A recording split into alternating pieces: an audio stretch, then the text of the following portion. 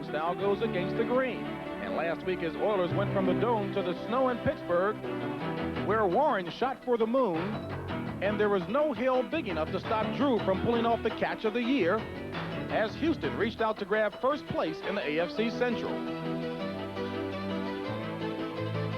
This year, it's the Bears' turn for despair, due in part to the Tampa Bay Buccaneers. The last Buck victory started a string of 3 straight one-point games. The next week, it was Phoenix that found the Bucs no longer last-place material. Surprisingly enough, a win against Green Bay could have put Tampa 1 game out of first, but a questionable penalty call left 1 second of magic for the Packers. And the result now leaves a reluctant Ray Perkins in the role of spoiler.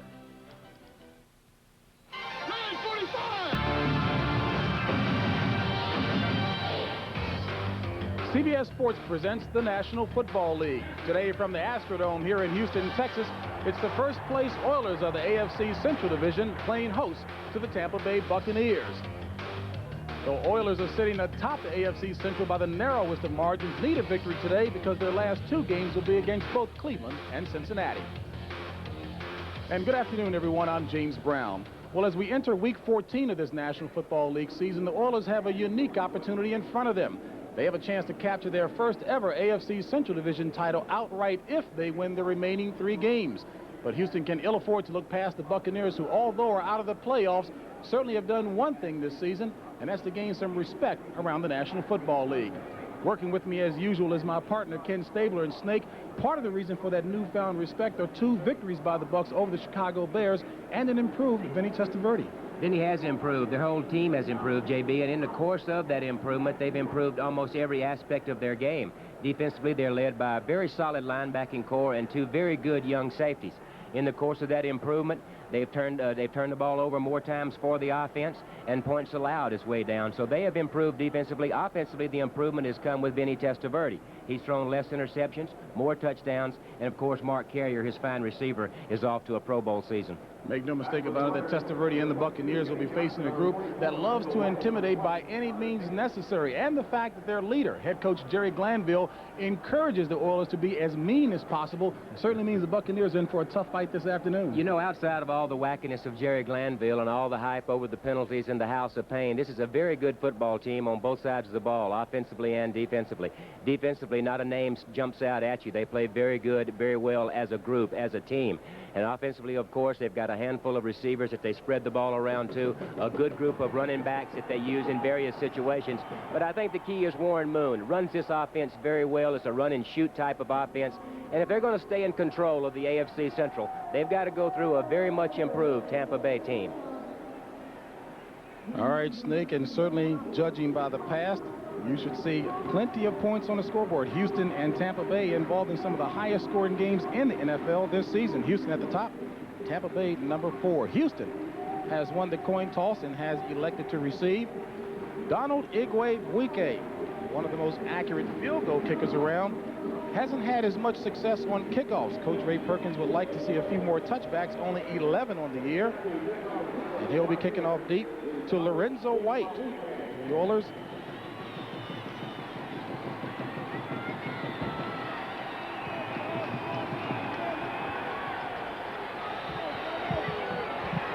and Week 14 is underway, and Iggy gets a line drive to Lorenzo White from the 1.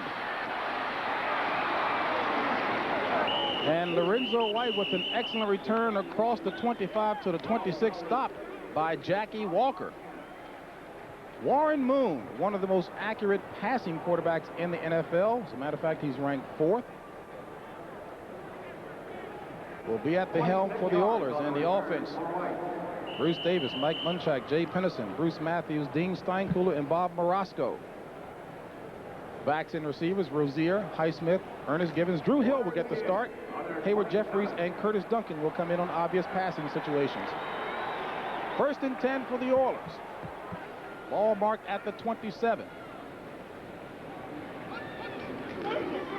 Moon on delayed handoff, and Rozier bangs his way across the 30 up to about the 33-yard line. Give it about a 6-yard run on that play. Call it 7. The defense, the Tampa Bay, Reuben Davis, Kurt Jarvis, and Robert Pig Goff. Davis been playing hurt all season long. Linebacking core, Snake talked about him, Murphy, Marv, Irvin Randall, and Winston Moss. Murphy having a Pro Bowl type of year.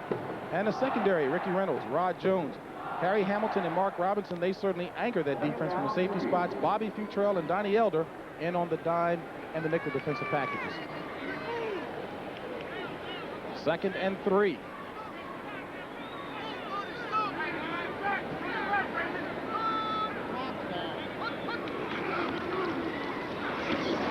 And Highsmith takes it for the first down. A 4-yard carry by Alonzo Highsmith, and if anything Houston has, Ken Stabler, certainly it's a powerful and loaded backfield. No doubt. They've got a group of backs that they bring in various situations. What they like to do, JB, is they like to take that guy right there, Alonzo Highsmith, hammer him in there, bang him in there during the course of the game, wear the defense down a little bit, and then bring in those quick guys like Lorenzo White. And Kurt Jarvis is down for the Buccaneers. And Ray Perkins certainly looking on, concerned. One thing he certainly wants to do the last 3 games of the season is to actually set a tone for next year. I don't think there's any doubt about it, you know. I think it would be a feather in his cap to go 8-8, and they have that possibility if they can win their next 3 games, and that would show a great deal of improvement. I think there's been improvement on both sides of the ball, as we said at the top, and of course Benny has improved, and that's the key to this team. Kurt Jarvis, a second-year player who played for Ray Perkins at Alabama. 3 sacks on the year, and he really has impressed Coach Perkins with his progress. Oh, maybe we can see what the problem is right here. Number 95, you see the right-hand side of your screen, Kurt Jarvis, number 95 from Alabama. There's the handoff to Highsmith, and looks like we're going to get somebody who's going to fall into right there, into maybe his left leg, falls up under him. Hopefully not serious.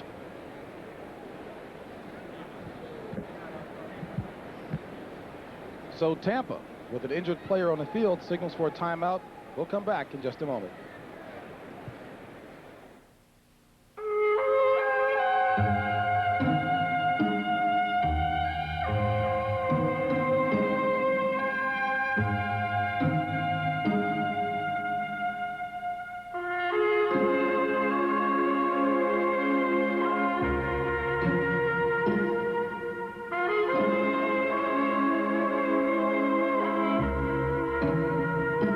To drive it to believe it. The new Accord.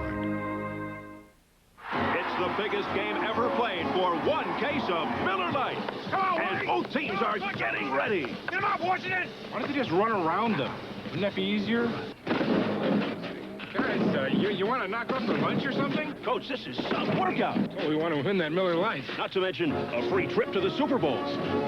Just like the one Bill Jorgensen found in his case of Miller Lite. Coach, we got to get that case. Don't worry, I'm bringing in a secret weapon. It's a Radio Shack Merry Christmas.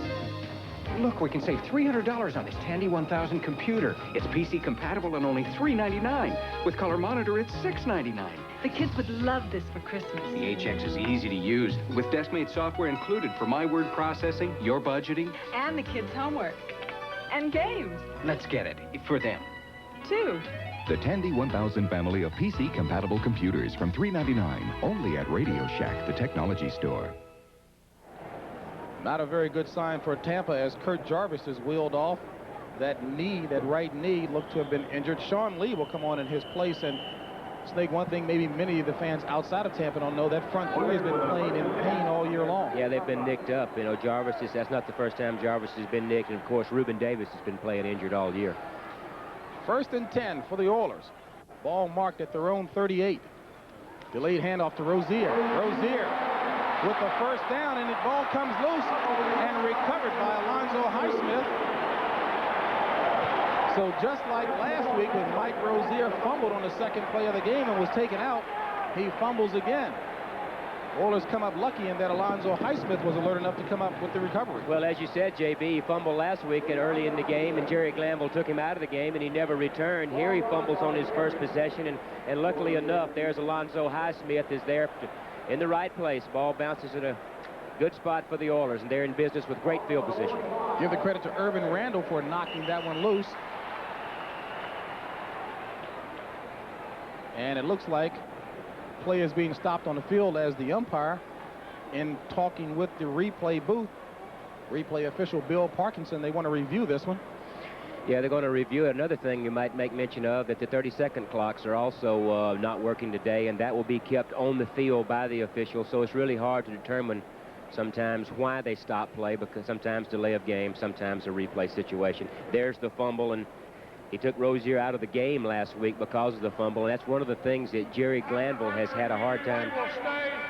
Stay in this call.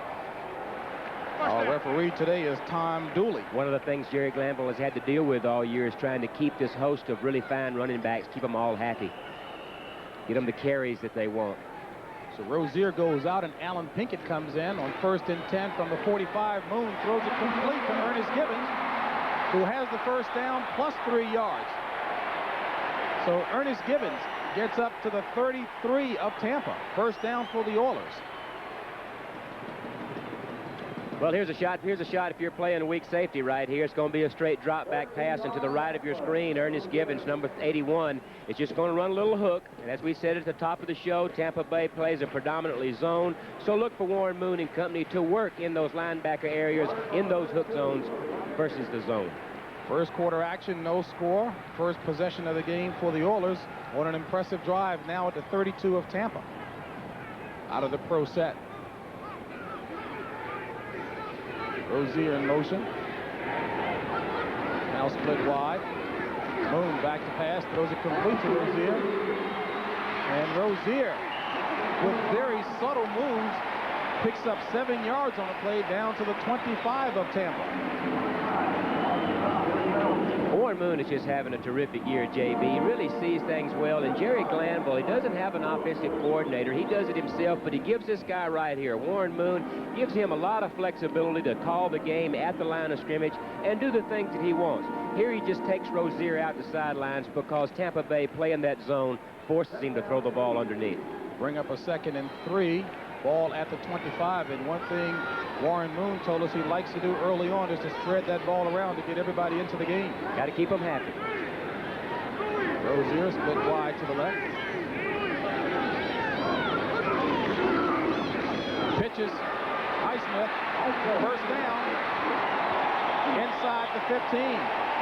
So Alonzo Highsmith, who told us yesterday he wants to run the ball more, give it to him more, shows why. Well, that's the reason why right there, big, strong back. But when you have all those guys, when you have Rozier and you have Lorenzo White and a Highsmith, you've got to get these guys in the game. And one of the problems that you have when you're a coach is, how do I keep Highsmith happy? How do I keep Pinkett, White, Rozier, keep all those guys happy? How do you do it? Just like that. Look at the balance there with touchdowns and yards gained with that group.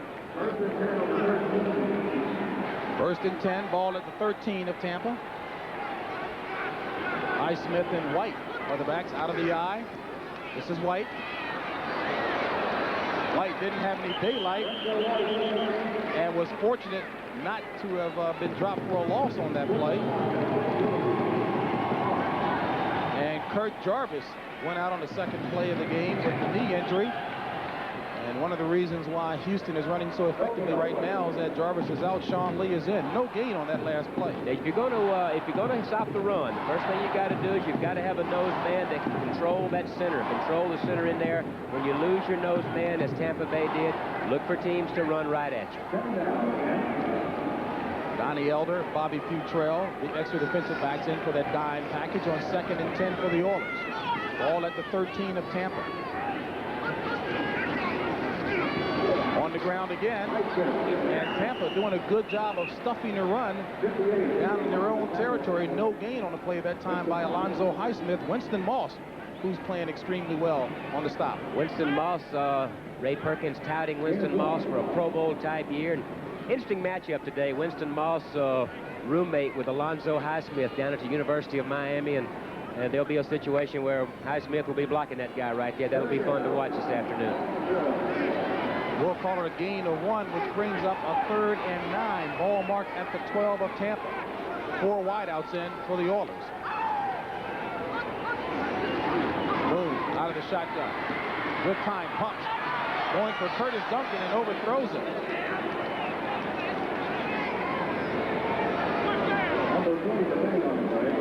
One thing we were talking with Warren Moon about. He says he's gotten a lot more patient over the years, where he used to look for the deep stuff. He's more patient now. Always had that reputation of throwing the ball down the field. Warren Moon, extremely strong arm. But that's right, he has learned that people are playing them in a lot of zone-type defenses, making the quarterback be much more patient, take what the defense gives him. So Tony Zendejas will come on to attempt a 30-yard field goal for the Oilers. He's 5 of 9 on the year from this range. Greg Montgomery, the holder. It's up.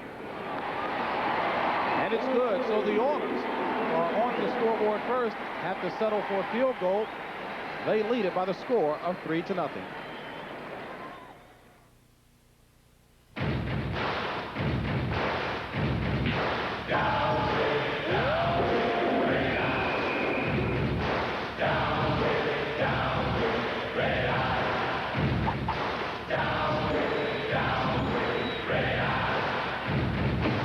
In response to popular demand, we proudly introduced the Nikon Teletouch 300, a totally automatic dual-lens camera that significantly reduces red eye.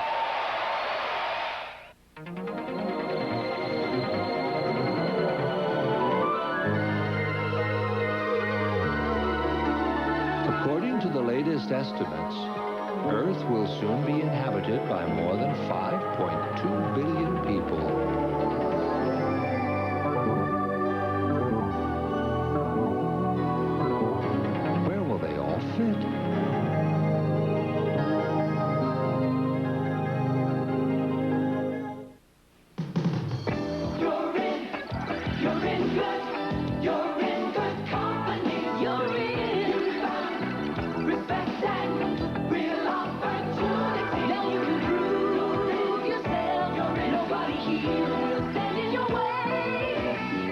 Armed Forces, everyone has a chance to learn, to grow, to lead. Opportunity is waiting for you, in the U.S. Armed Forces. Back here at the Astrodome in Houston, Texas, the Oilers, on their opening drive, come away with the 30-yard field goal by Tony Zendejas and lead it 3-0. And a big playoff day, big playoff weekend here in the NFL. A lot of action, and of course we'll be keeping you updated throughout the course of this telecast. And Brent Musburger and Irv Cross back in the studio in New York will keep you up to date with highlights and latest information throughout the telecast today.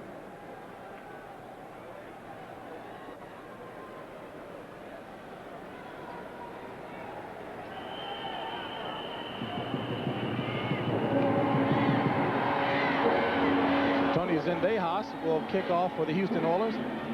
Sylvester Stamps back for the Bucks, flanked by Donnie Elder, far near side Bobby Futrell.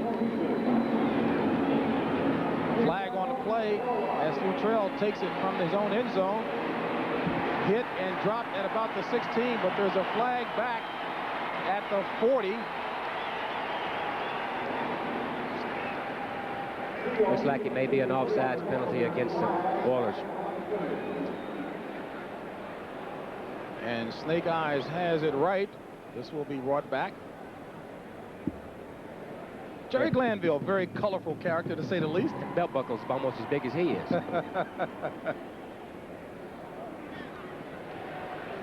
We have offsides. Number 53 on the kicking team. Free kick. Yeah, they catch Eugene Seals offsides, JB. So take a look at Jerry Glanville. Of course, many of you saw on the NFL Today where he spoke to the issue of bounties being placed on opposition. Snake, what do you think about that? I mean, talking candidly, I've heard a number of the old guys talk about how, in fact, it took place, may not have been as widespread as the discussion is now. Well, you know, I played with a team that was penalized somewhat, the Oakland Raiders, and you know, when I was somewhat, playing, somewhat. But you know, our guys did it for free. I mean, there was no, we didn't need bounties, and I don't see bounties being placed on people nowadays in time. I just think that is the style of defense that you have to play in order to win. You look at the teams that are leading their divisions; they all play that very tough, intimidating style of defense. Physical game. You bet. And certainly from a defensive standpoint, you need that nastiness.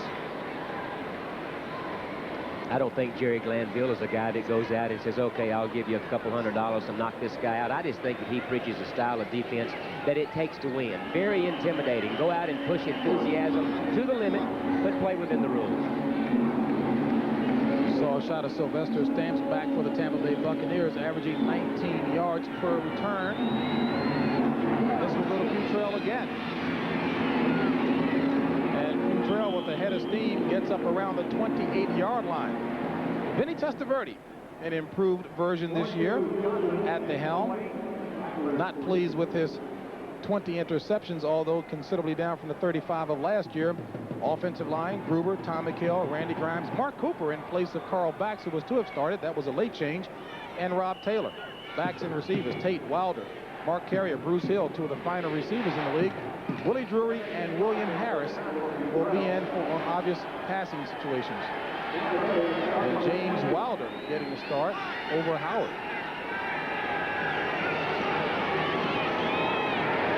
Testaverde going up top. First play overthrows Bruce Hill. And the Oilers defense that Testaverde will be facing, an aggressive and hard-hitting bunch indeed. Pass rushing defensive line, Ray Childress leading the Oilers in sacks, Doug Smith and William Fuller. Linebacking core, Eric Fairs, John Grimsley, Al Smith, Johnny Meads. They're minus Robert Lowes, their signal caller. Johnny Meads will do that again this week. Steve Brown, Allen, Donaldson, McDowell, Dishman, and Johnson, the secondary. 2nd and 10. 3 wideouts in for the Bucs. Testaverde going up top. And is it caught? And apparently it is by Mark Carrier. And Carrier still alive down to the 35 of Houston. Just a great fingertip catch by Mark Carrier, who certainly is having an all-pro year, a 36-yard pass play. Well, as you said, JB, they came out on a 3-wide receiver. Look right here. Look how tight, right there on the bottom. Look how tight the defensive back is playing on Carrier. Testaverde looks out at that, and you take that shot. Throw the ball up. You either get an interference type thing, or you get a big play. Mark Carrier has been making the big play for Tampa Bay all year long. Pro Bowl type year. And there are those who say that the Houston secondary, the corners specifically, aren't as fleet-footed as in years prior, and can be taken advantage of. On 1st and 10 from the 36, Testaverde overthrows Bruce Hill.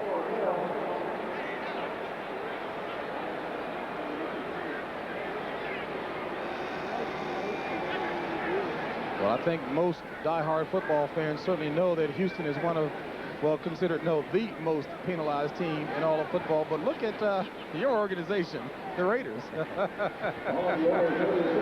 It is aggressive play, still leading the league and most penalized with that much, but yet they're still leading their division also with an 8-5 record. So maybe that's what it takes, is that style of defense.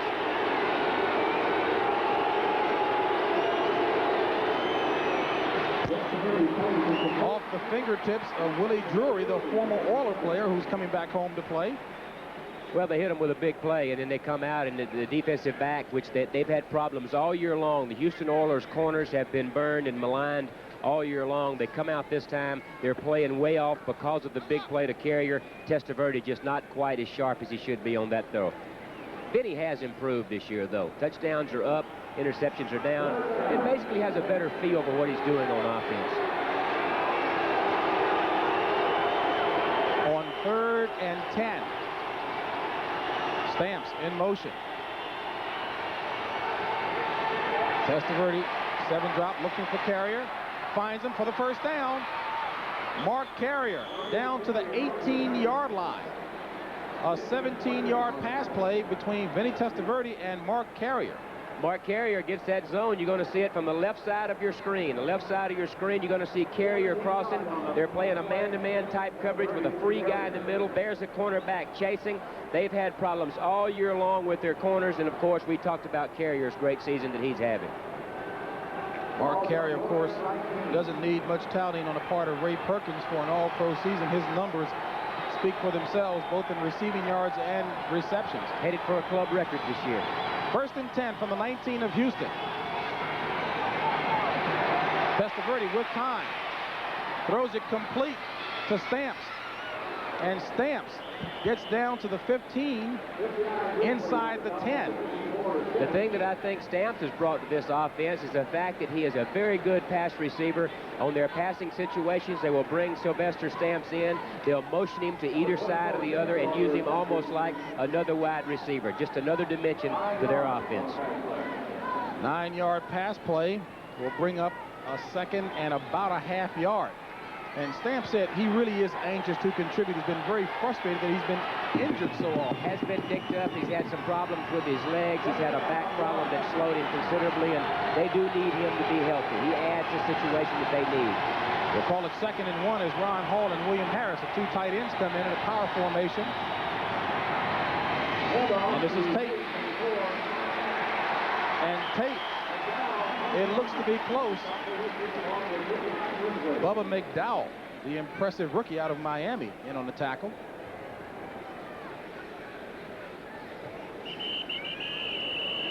Interesting play, JB, and for a short yardage situation because the Houston Oilers flow so well to the ball. They really go to the ball, and they use a little misdirection on short yardage. Play fake into the line, a little reverse type action to Lars Tate.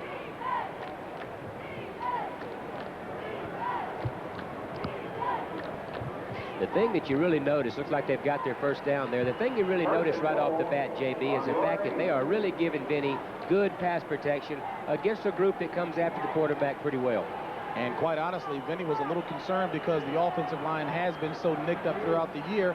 He was caught at times kind of looking at that pass protection. No doubt they've had some problems with that.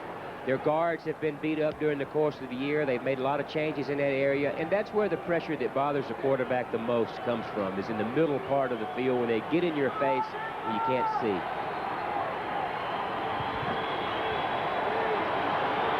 First and goal, ball at the 8. 6:53 remaining in the first. Tampa trailing by a field goal. And wrapped up in the backfield, Sylvester Stamps is wrapped up by Richard Byrd. Well, we said it's a busy afternoon around the NFL with playoff implications. Let's go to New York and Brandon. Well, JB, DJ Dozier set it up. He's filling in for the injured Herschel Walker. And then Wade Wilson hit Darrell Ingram. And the Vikings strike first against Atlanta, 7-0. Back to JB. All right, Brent, and certainly there's been some discussion that maybe too much was being tailored around Herschel Walker up there in Minnesota. Well, a lot of people think that that has taken away their passing game, that they worked too hard at trying to put the ball in Herschel's hands and not their passing game that's been successful for them for so long. 2nd and goal from the 13 for the Bucs. Testaverde pumps. Throws for Mark Carrier off his hands, hit hard by Patrick Allen.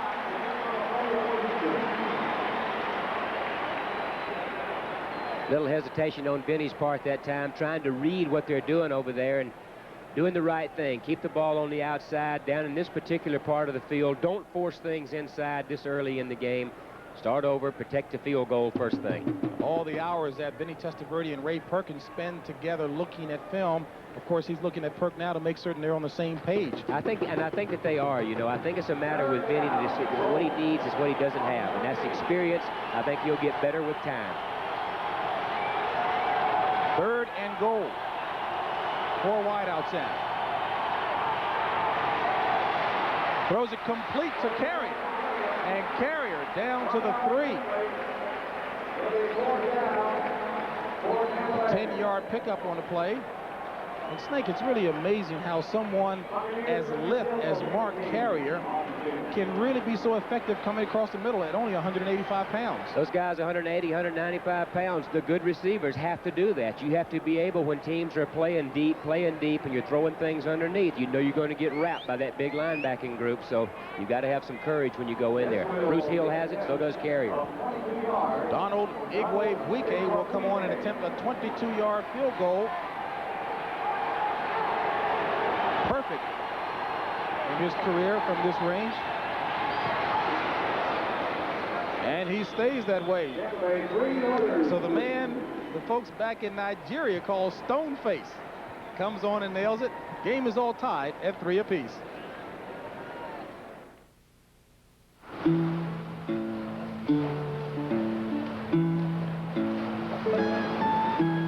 There are few places on earth where you cannot fully appreciate the beauty of the new Honda Accord Coupe.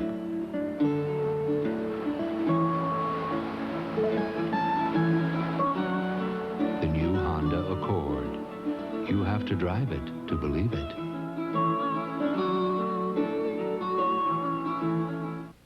When you have your film processed at Eckerd, it gets the Kodak Color Watch seal. That means that only Kodak systems and Kodak paper are used. What else? But that's not enough for Eckerd. No, because in an Eckerd lab, your film also goes through a careful inspection process.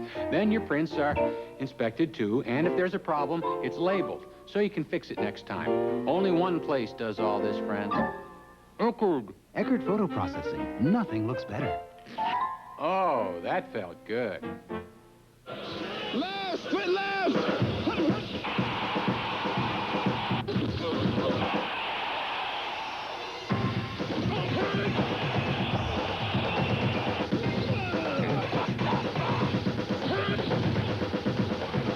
Last week's Miller Lite NFL Player of the Week was Richard Johnson, making him eligible to be Player of the Year.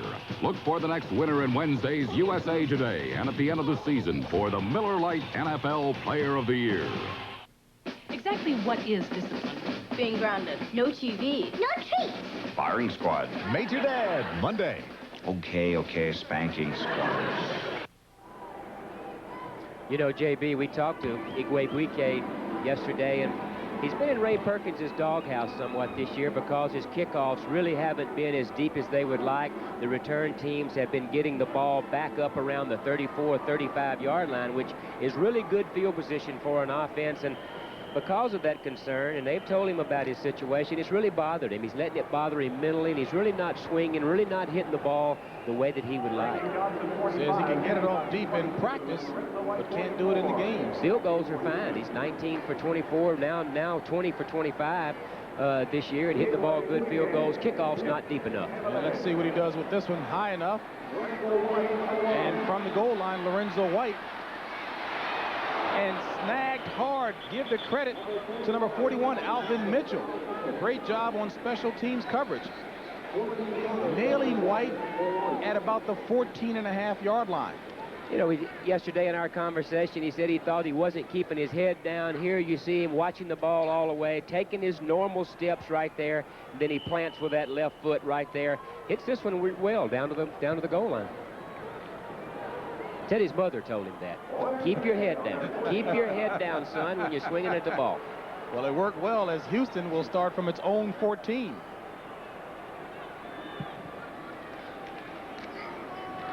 Hands off to Rozier, and Rozier somehow finds a hole and takes it up to the 19 for a gain of 5. Will bring up a 2nd and 5. Near capacity crowd here at the Astrodome in Houston. James Brown along with Ken Stabler in a tie ball game. The battle of the field goal kickers, Tony Zendejas and Donald Igwe Buike. Had two almost identical drives. Houston started out a 10-play drive, 60 yards, for almost 5 minutes, and then Tampa Bay comes back with an 11-play drive, 60 yards in almost 5 minutes. So they just trade drives, trade field goals. 2nd and 5 for Houston. Eugene Marv seeing something that he thinks he's clued into. Moon has a lot of time, gets it away, and throws it complete to Hayward Jeffries for the first down. Well, so Moon looked like he was out of options. Well, you see Warren Moon right there. It looked like he was telling somebody that you didn't run the right route, and it caused him a problem. He had to hold the ball. Right here, you see him dropping back, looking to his right, looking to his right. Somebody runs the wrong route, and did a great job on Warren Moon's part right here of improvising, throwing the ball up to Haywood Jeffries for the first down. And also give a little credit to Jay Pennison, who really knocked an oncoming rusher out of the way to give Warren Moon that extra 2nd and a half. 1st and 10 from the 42. Moon with time drills it to Ernest Gibbons. And Gibbons, look, when he caught the ball, he had the first down, but came back. Well, New Orleans is in a must-win situation. Let's check in up in New York with Brent. JB, they're getting it done in this situation, too. This is the shock of the day. In the snow up at Buffalo, it's 13-0. Here is the Saints' 2nd touchdown. The dump off to Hilliard. 54 yards for the touchdown. Hilliard is headed for the Pro Bowl. He's having a great year. Back to JB. All right, Brett and Snake, there's another dome team playing well in the cold weather. Yeah, that's been the knock on this Houston team coming out of the dome, but they destroyed that bit last week by going to Pittsburgh in snow and winning. Moon tosses off to Rozier on 2nd and 3, and Rozier has the first down inside the 45-yard line. I think Warren Moon is just doing a great job of looking out there and taking whatever the defense gives him. It's going to be predominantly zone. He hits Gibbons on the play prior to this versus the zone. Now watch this. It's going to be a zone-type coverage. You see the linebackers all running out of there. He just takes it, dumps it off under the heat to Rozier. Rozier gets the first down. With the exception of the first loss of the year, virtually every loss by Houston has come after a victory. There was some concern that maybe the guys wouldn't be fired up enough playing Tampa today. One of the few teams, the only team this year not to lose 2 in a row. And Rozier. I think that's a tribute to Jerry Glanville. They lose a game, they come back, he gets them ready to play again no matter what the circumstances are. Well, so far, Glanville has left Rozier in, and that time he ran for a 6-yard gain. I think that's important. You get a guy last week who fumbles early in the game. Jerry Glanville right there takes him out of the game, and instead of destroying the guy's confidence, what does he do? He starts him this week, he runs with him, he throws the ball to him, and keeps his confidence alive. Good move. You bet. You bet. 2nd and 4 from the 38 of Tampa. Moon forgiven. First down. So Warren Moon spreading the ball around, as he said he likes to do, and effectively. 9-yard pickup. Well, they've got such great respect for Gibbons. You're going to see it. It's going to be on the right-hand side of your screen. They've got such great respect for him, but they're giving him an awful lot of room in that zone coverage. And Warren Moon, as we've said, just keeps taking whatever that zone gives him. In this case, little 10, 12-yard hook to Ernest Gibbons. Gibbons, one of the Smurf-type receivers at 5'9", 172, fourth-year player out of Louisville. Nice drive here by Houston. Very methodical. Under a minute remaining in the first quarter. Tie ball game, 3 apiece. Moon back to pass on first down. Complete to Gibbons again for yet another first down.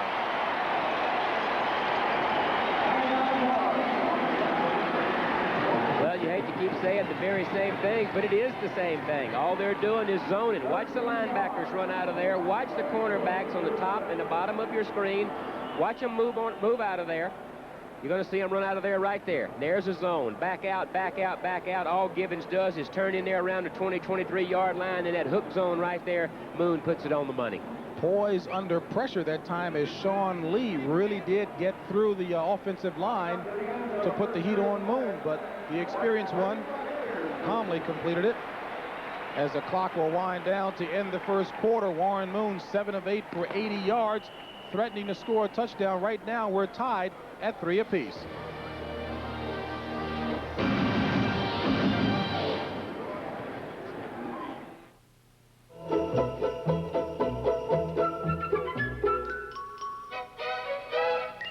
For those hardy souls who brave the elements in search of the perfect tree, McDonald's has a treat just for you.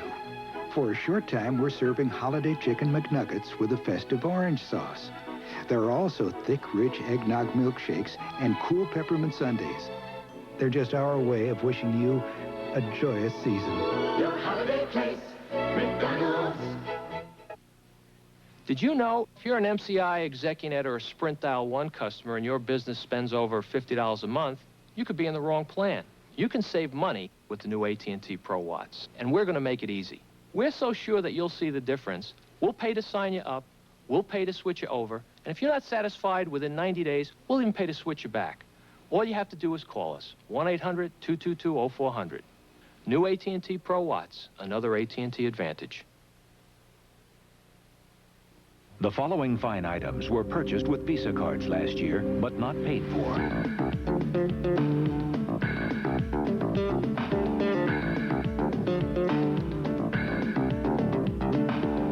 They were won in the Visa Our Treat Sweepstakes. Now all you have to do to enter is use your Visa card, and almost anything you buy just may be our treat. And the more you use your card, the more chances you have to win. So why pay with anything else?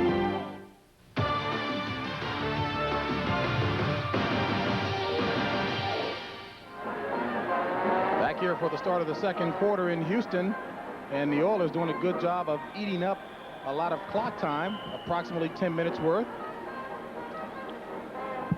And Warren Moon staying true to his word and spreading the ball around amongst his receivers. And right now, although the game is tied at 3 apiece, they're in scoring territory. You know, you ask Warren Moon, how do you keep all these guys happy? Well, you keep it even. That's the way you do it. You keep it even, and you try to get guys, you get them a pass early in the game, which kind of calms them down and keeps them happy. Rozier on 1st and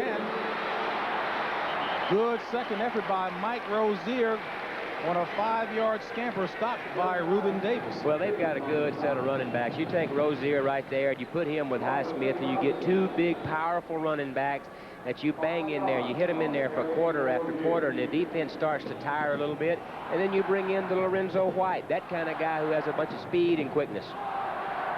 And you see the rushing yards there, courtesy of a deep and talented backfield by the Oilers. 2nd and 5, ball at the 10 of Tampa. Just underway here in the second quarter. Ball game tied at 3 apiece. On the ground again, this time stopped in the backfield. Rozier, no gain on the play. Matter of fact, maybe a loss of 1. And Sean Lee and Robert Pig Goff.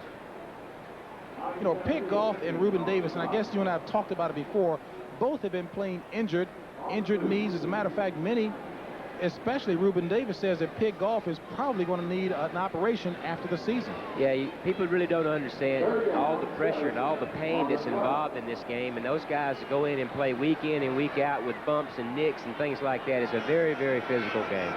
3rd and 7, Tampa with their dime defensive package. Elder and Futrell in. Moon back to pass. Touchdown, Houston. Drew Hill.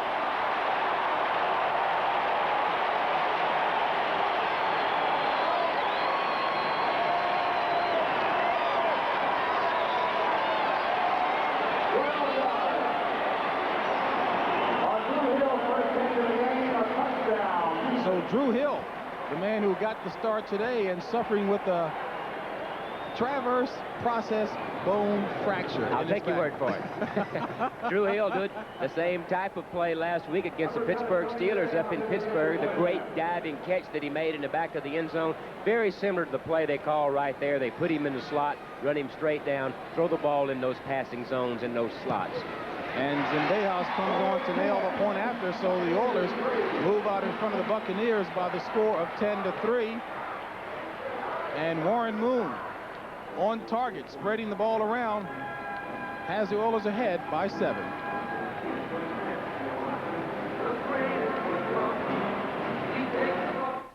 The duel in Denver. The Giants, fighting to keep their playoff hopes alive, battled the AFC West champion Broncos. And interconference clash of Titans today. Here you go, honey. There's plenty. I'm Randy Grimes of the Tampa Bay Buccaneers, and this is my family. My wife, Lydia, my daughter, Emily, and my son, Brady. Like most American families, we never have to worry about having enough to eat. But as a United Way volunteer, I know that in the Tampa Bay area and in many American cities, there are families who, through no fault of their own, need food. At this Salvation Army Hospitality House, these single parents are feeding their families with food that my teammates and other United Way volunteers help to collect. United Way, with your support, is helping people. Your contributions make it possible to help senior citizens and provide emergency food and shelter for the homeless. We don't want our children to ever go hungry, and we want them to grow up in a society safe from the violence that drugs can cause. We've learned that when you help others, you also benefit. Because United Way, it brings out the best in all of us. This message furnished by the National Football League. CBS Sports coverage of the National Football League is sponsored by Honda, who invites you to test drive a new Accord. You have to drive it to believe it. Nikon, we take the world's greatest pictures. And by Miller Lite, America's favorite light beer brings you the Miller Lite All-Stars. America's favorite light beer brings you the Miller Lite All-Stars Super Bowl. Gorgeous afternoon here in Houston. Little overcast skies. Temperature up near the 70s. Inside, it's all controlled, though, here in the Dome. Feels pretty good after we watched some films of the Pittsburgh game on Houston, and looked awfully cold up there, -20 last week. If it shows that a Dome team can go out of a perfect situation and win in tough conditions. And the Houston fans have plenty to be cheerful about right now. Their team on top, 10-3. Warren Moon with that Strike to Drew Hill. Zendejas kicking off, and he boots this one good. And Futrell wisely decides not to bring this one out, so Tampa will start at its own 20 with 13:28 remaining in the first half. And Snake, Drew Hill, talk about a sense of where you are, knew where that end line was. Well, here's the end of the touchdown play to Drew Hill, and there's the ball in the air. Watch his feet. Watch both of his feet. You have to have both of them in. There's the left one dragging the toe, the right foot. Very, very close to the line, but as you see right there, the official is right on top of it. A good sight line of the back of the end zone. Good call. And Drew Hill, I mentioned playing with that fractured transverse process bone. Net effect, very small bone, doesn't get a lot of blood anyway, and we understand he doesn't run any risk of further injury by playing. On first down, Testaverde back to pass, throws it to Ron Hall, and Hall has it slide off of his fingertips. John Grimsley right on top of him. Philadelphia. The Bounty Bowl, huh? Sorry, JB. No, go ahead, Snake. The Bounty Bowl. Jimmy Johnson and Philadelphia Eagles fighting it out. Heck, we probably ought to put Buddy Ryan and Jimmy Johnson in uniforms, huh? Boy, that'd be fun to watch. Just those two on a 100-yard field. No helmets. Just mess each other's hair up. 2nd and 10 for the Bucs. Ball at their own 20. Complete to Bruce Hill. And Bruce Hill takes it up near the 28-yard line, an 8-yard pass play. Will bring up a 3rd and 2. This telecast is presented by the authority of the National Football League as intended for the private use of our audience. Any rebroadcast or other use of this telecast without the expressed written consent of the Houston Oilers and the National Football League is prohibited. Stamps and Wilder are the backs. Lars Tate out on 3rd and 2.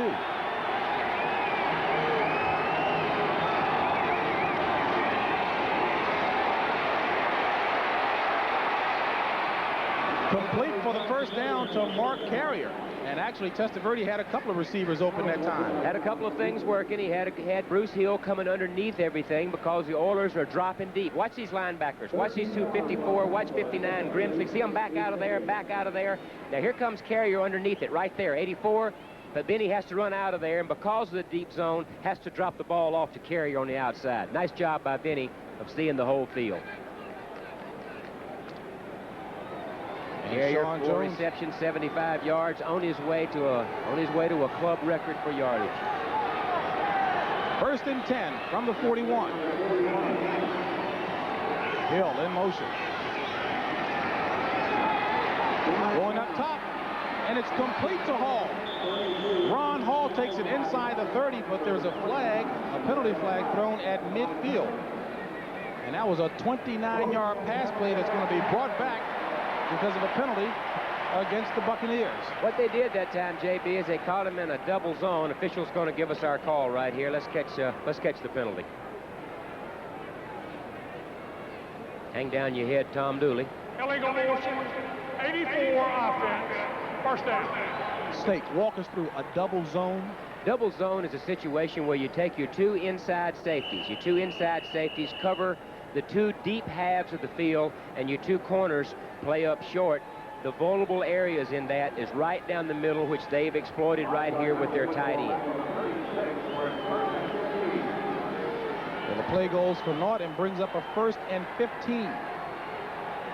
12:07 remaining in the first half. Oilers on top, 10-3. A lot of people up there, JB. Looks like they may be going after him. And Testaverde goes back to Ron Hall. And Hall goes out of bounds at the 44. So they pick back up 8 of those yards. Will bring up a 2nd and 7. Doug Graber, defensive coordinator, talking to linebacker, inside linebacker Eugene Marv. And an offense like Houston throws at you, Doug Graber says, it's a headache. They've got such great talent, receivers on both sides of the field, a quarterback who's having a great year, and all those big, strong offensive backs. Doug Graber's name is being bandied about as a possible candidate for the head coaching job at the University of Wisconsin. Exactly, and he's done a fine job here with improving a very young Tampa Bay Buck defense. 2nd and 7. James Wilder, the lone back. Testaverde escapes one bit of pressure, throws it forward somehow, and Wilder across the 45 to the 47, 3 yards picked up.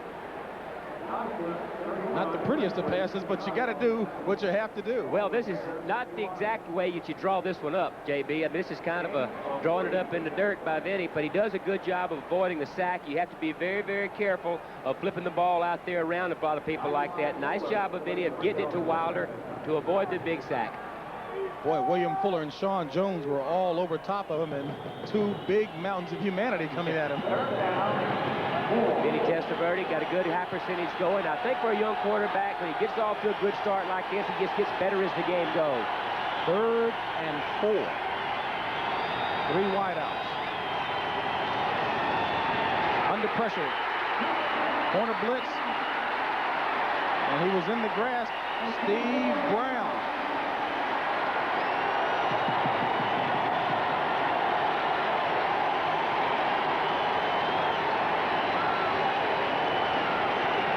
Well, they came with a safety blitz, Steve Brown. They came with a cornerback blitz or safety blitz. Top of your screen, you're going to see him. Nobody on him.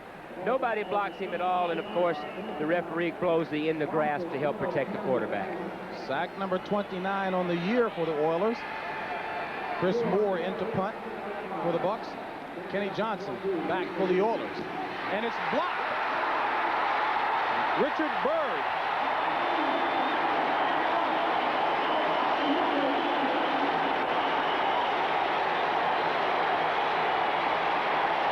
Check that. It might have been Johnny Meads. Net effect, Houston did get to it. Well, look at all the people up here across the line right here. They've got 10 guys up on the line of scrimmage. Only 1 back as receiver. You know they're going after it. They're outnumbered up there. They get good penetration in the middle, and there's the block in a great field position for the offense.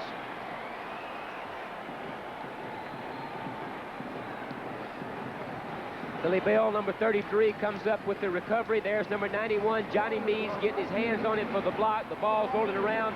Bell comes up with it. Johnny Meads playing extremely well, coming off of a great week last week against Pittsburgh. Oilers with the ball at the 19 in a double reverse.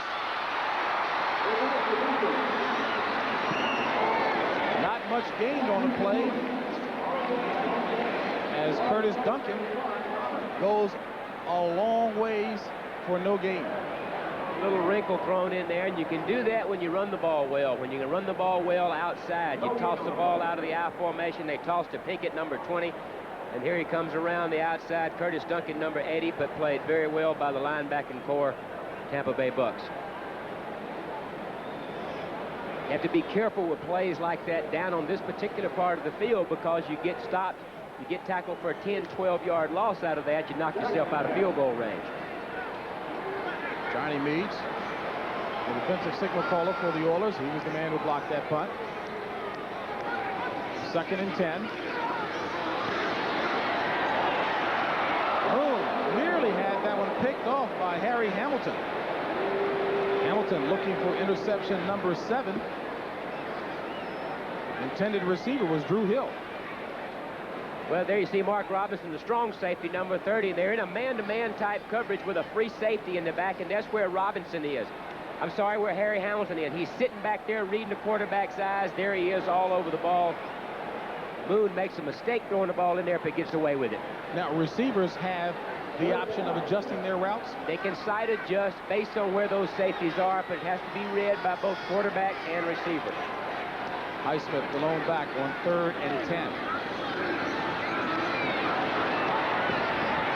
Moon throws it incomplete. Ernest Gibbons, who was actually well covered that time. Again, Warren throwing the ball into an awful lot of people. Down here, what you need to be aware of is that you're in your field goal range. Don't turn the ball over. You're leading the game. Don't throw it in that crowd. Throw the ball away. Your defense is playing well, and take your field goal. And so that's exactly what Zendejas is going to attempt. I think Warren makes a couple of bad decisions there and then gets away with both of them. But the experienced veteran that he is, he won't do that much. This is Tony Zendejas, who has already made a 30-yard field goal. This one will be a 37-yarder.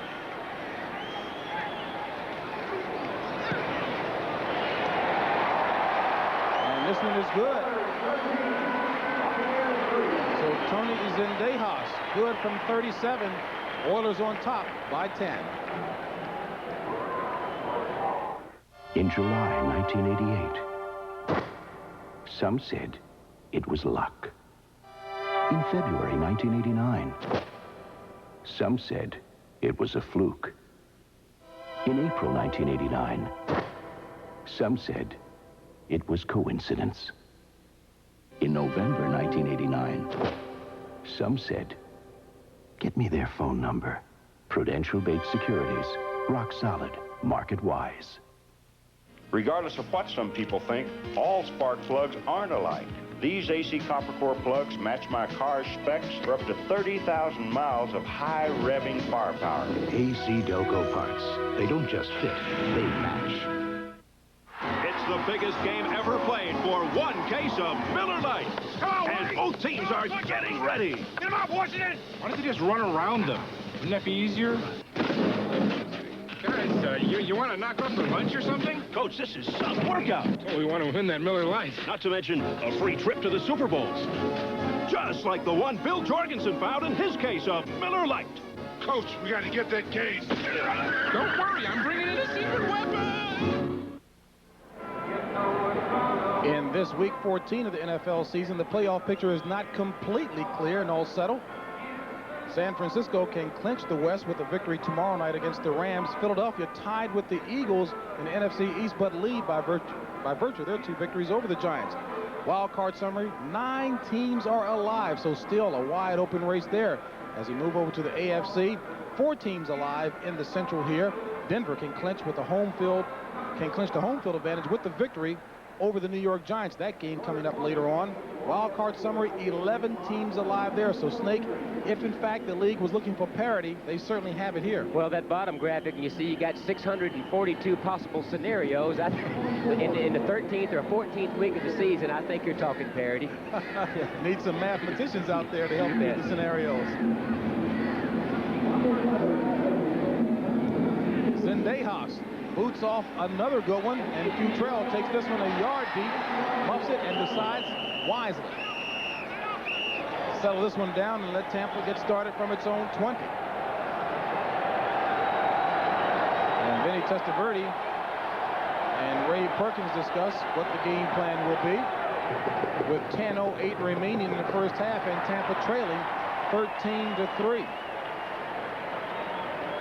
Well, Tampa Bay has just run into a team that's playing very, very consistently on offense. Warren Moon, they've only had the ball 3 times, and as a result, they've got 13 points out of it. They've had some very consistent drives. They had a 10-play drive. They had an 11-play drive. They had a 10-play drive. And, of course, after the blocked punt, they get the field goal. So playing very consistent on offense. Vinny's got to do the same thing right here. Rookie Danny Peoples to the near side. Receiver for the Bucks on 1st and 10. And Testaverde overthrows Ron Hall by a good amount. Hall didn't even reach up for that one. Detroit and Chicago. Bears cannot take the Lions lightly. Let's go to Brent. Well, JB, Chicago can be knocked out of the playoffs for the first time since '83 if Detroit can keep it off. Beautiful option run here by Galliano. 7-3, Lions with the lead. Back to JB. All right, Brent and Snake, isn't it something that the teams historically at the bottom are starting to move up and gain some respect? Starting to move up. Maybe that draft works. They're playing tough defense. Spielman and company in Detroit. Ray Perkins said also that run and shoot is here to stay. 2nd and 10. Testaverde complete to Mark Carrier, who's going to be about 2.5 yards shy of the first down marker. Doubleheader day. We talked about Denver playing the Giants. Denver looking for a home field advantage throughout the playoffs. Who do you like in that contest? That's going to be a very tough game. Wade Phillips has gone into Denver and done a marvelous job with that defense. They're ranked extremely high, and of course the Giants are one of the better teams in the league. I like the Giants because I think that they are a physically stronger team. I like the Giants. So you think maybe Denver suffers a bit because of competition? I think so. I don't think people are giving Denver the respect that they probably need, but I like the strength of the defense against Denver's offense. On 3rd and 2, Testaverde throws it complete to Ron Hall, and it looks like he has enough for the first down. So Tampa picks up the first down on The pass play from Testaverde to Ron Hall. Ron Hall has really moved into the forefront of the tight ends. Good receiver, and they've got an offense that spreads things out. And what makes a tight end very effective is to have two good people on the outside. They have that with Carrier and Mark Hill. Good size on Hall, Bruce too. Hill. 6'4", 245, third-year player out of Hawaii. Out of the I formation, 1st and 10, ball at the 32. 9:18 remaining in the first half. This is Loris Tate. And Loris Tate bangs away up near the 38-yard line. Pickup of 7 on the play. You know, the tight end position is such a tough one. Watch right here, number 82. You watch Hall. Not only do you have to be a good pass receiver, but you've got to be able to take on the Johnny Meads of the world. Big, strong, tough linebackers. He locks up with him, runs him to the sideline. Nice job of blocking by Rod Hall. Well, that was only the 3rd rushing play of the afternoon so far for the Buccaneers after 15 passing plays. Perkins looking to get Testaverde uncorked a bit more these last 3 games. 2nd and 3. William Harris in motion. James Wilder. And Wilder couldn't turn the corner. Give the credit to Eric Fairs. So a loss of 2 on the play. Eric Fairs, left outside linebacker for the Oilers, doing the job. It's a good Oiler defense. They really go to the ball. You know, they get talked about for hitting late, the penalties and all that, but they really play well as a group. There's not one guy out there when you start talking about Pro Bowls and All-Pro and things like that. Defensively, there's not a group out there that really, one guy that jumps out at you. But collectively as 11, they play tough. 3rd and 5. Johnny Meads, the signal caller, in place of Robert Lyles for the Oilers. Got a challenge here. And it's complete for the first down, but they say he's out of bounds. So Danny Peoples made the reception, but was out of bounds. Well, you make that cut out there, the ball is delivered a little bit late, but when you make that cut out there, there you see his left foot coming down out of bounds. Good call, but you have to leave yourself some room to the sidelines to adjust to. And I'm sure that's exactly what Ray Perkins was talking to him about. He wasn't pushed out. A track man trying to make the adjustment to football, and they think he can. They blocked the last one, but they're going to try to return this one. And a couple of flags are thrown on the play, and Moore gets away a beauty this time. And Kenny Johnson takes it at his own 13. And gets it back across the 20 to the 21. 4-6 hang time by Chris Moore. But there are a couple of penalty flags. Well, Chris Moore booted a beauty, 50-yarder. And this one will go against the Oilers. So Tampa will come out with excellent field position. It's Leo Miles, the head linesman, talking to Mr. Dooley.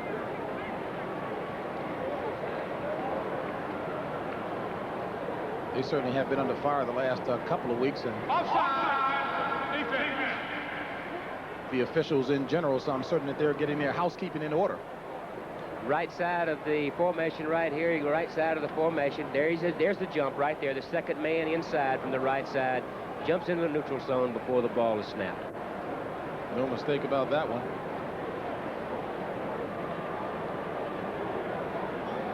The Oilers were 8,000 tickets shy of a sellout here.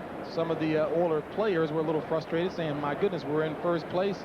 We expect a packed house right now. They're trying to give them a good show, leading the Buccaneers by the score of 13-3. Warren Moon has taken advantage of every possession, and they've gone field goal, touchdown, field goal to give them their 13, and the Bucs had one good 10 or 11 play drive for their field goal, and both offenses have been playing fairly consistently.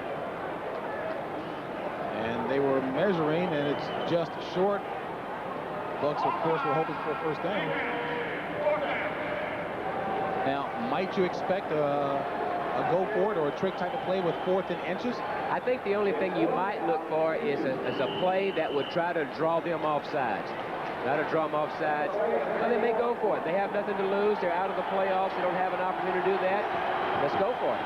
And Testaverde heads back to the huddle to talk with his troops. It still could be a situation where Vinny Testaverde goes up to the line, JB, barks out some real quick signals, draw them off sides to get the first down. We'll watch. Ron Hall and William Harris, the 2 tight ends in. And we'll see what Ray Perkins called with Testaverde.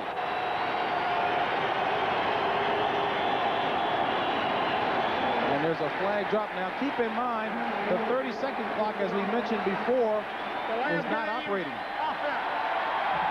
And the field judge is keeping track of things. That doesn't help.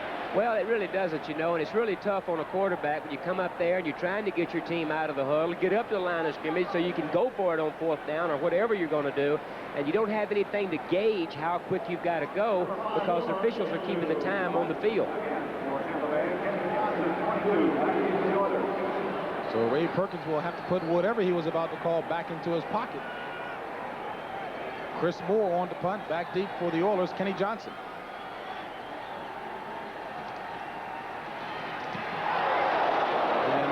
Barely gets this one away. Johnson takes it from the 27, and Sylvester Stamps was down there quickly to cover. 37-yard punt, 2-yard return, and the Oilers will take over at their own 28.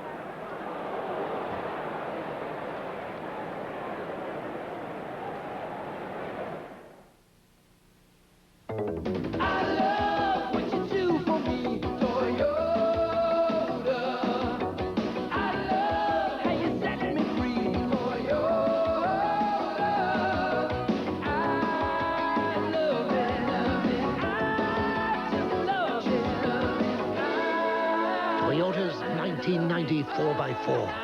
Park it anywhere.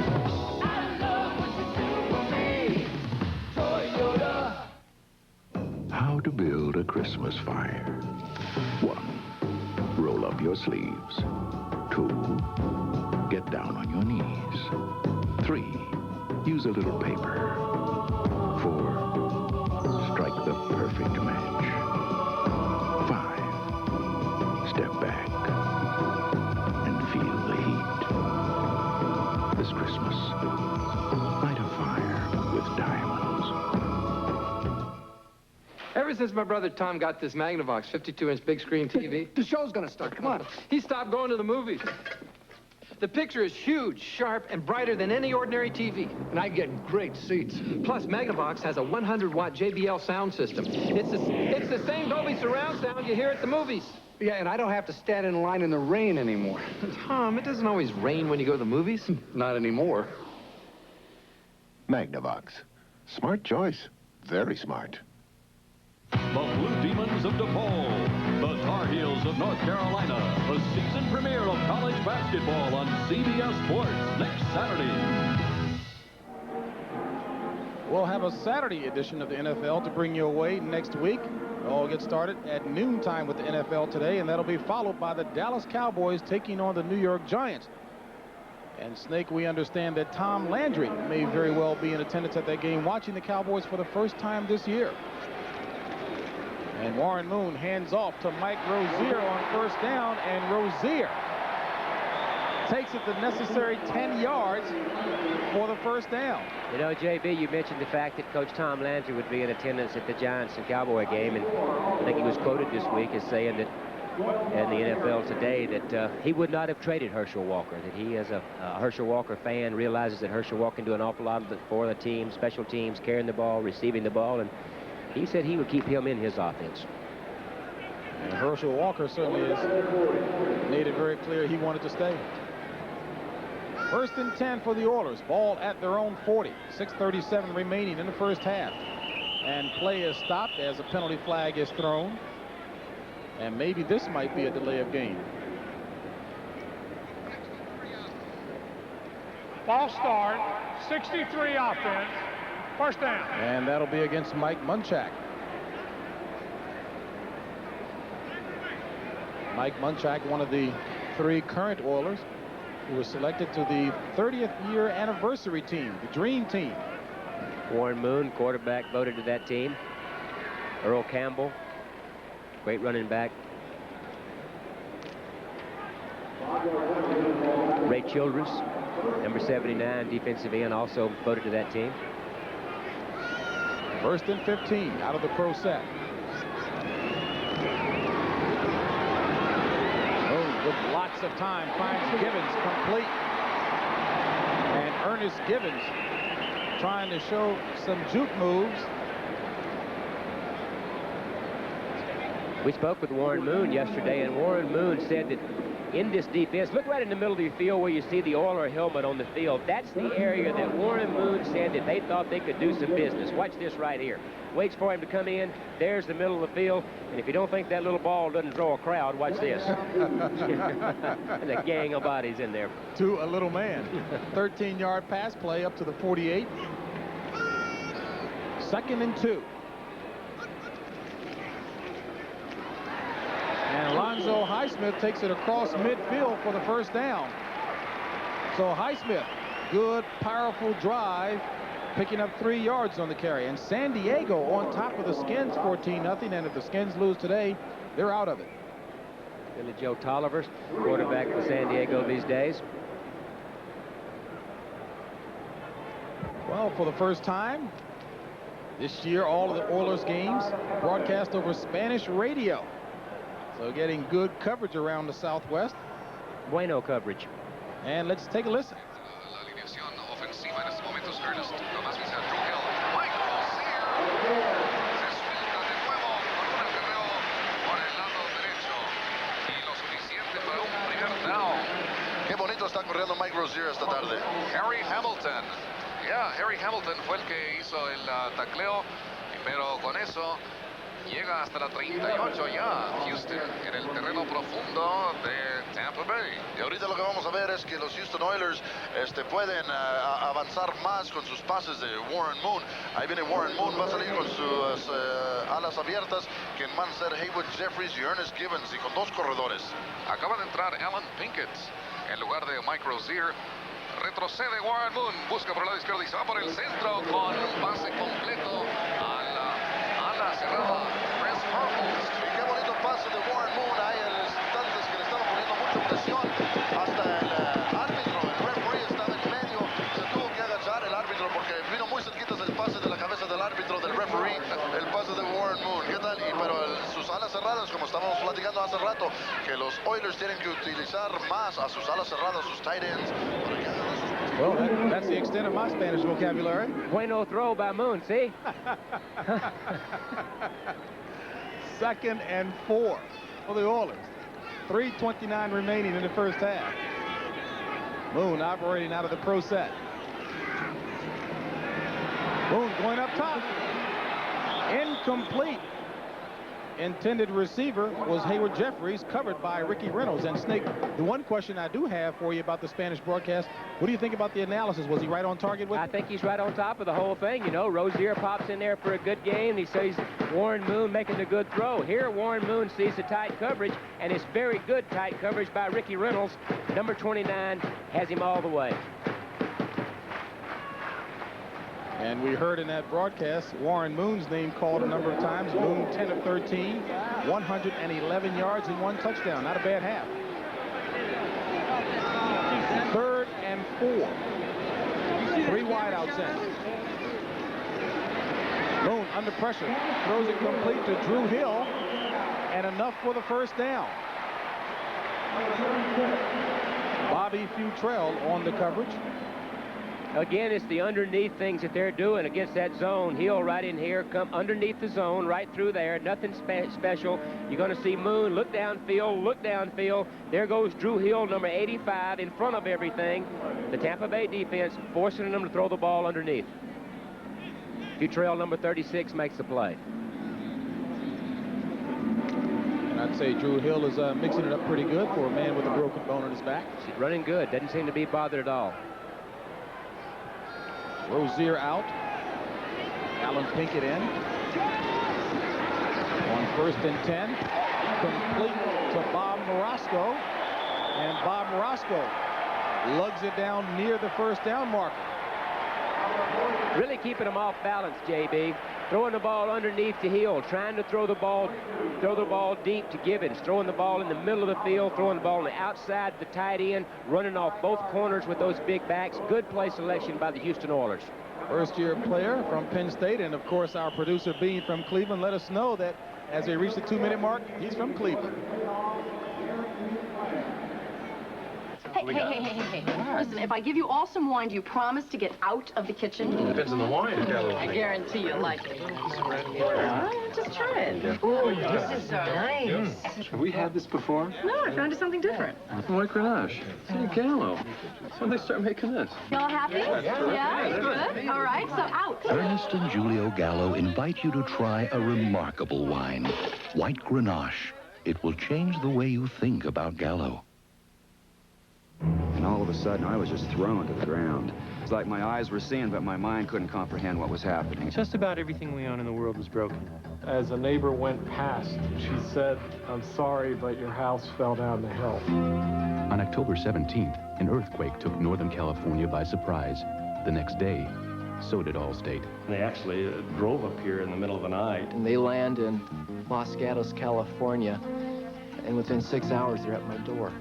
Our Allstate agent told us, you find a place to stay. If you can't, we'll find one for you. They're inventorying our house and what's in it. They're hauling it away for us. You're storing it for us. We went through the house, and in a matter of hours, we had a check in our hands. And to see a check right away is amazing. They are handling it for us, and in a caring manner. I expected bean pushers, and I got sensitive people instead. You find out how good your insurance company is when there's a disaster. Monday, it's an Al Floss Christmas Carol. Not me. Not Big Al. Not the big guy. It was really a big funeral, Al. Really? On the famous Teddy Z. JB, you see that right there? That helmet, that shine, it's a shiny helmet. That belongs on the head of a guy named Art Horridge, and he is known as there's the Art Horridge, known as the Oiler Roughneck. See him. Well, he may want to stick around and tune in at halftime when Brent and Herb will bring us up to date with all the scores, highlights, and latest information. And Dick Butkus profiles the Broncos rookie running back from Alabama, your alma mater, Bobby Humphrey. Bobby Humphrey's brought a slashing type of runner to that offense. It's really been very, very effective this year. Also a good little pass receiver. 2nd and 1, Rozier and Highsmith the backs. Ball at the 18 of Tampa. Rozier in motion. Split wide to the right. Highsmith bangs his way and loses the ball. And does Tampa recover? And they do. And there's a little fisticuffs going on out on the field as Reuben Davis and Broderick Thomas get involved. Now, Broderick Thomas had done a fair amount of talking coming into the game because his nickname is Sandman. Johnny Meads, his middle name is Sand. So he says he's the original Sandman.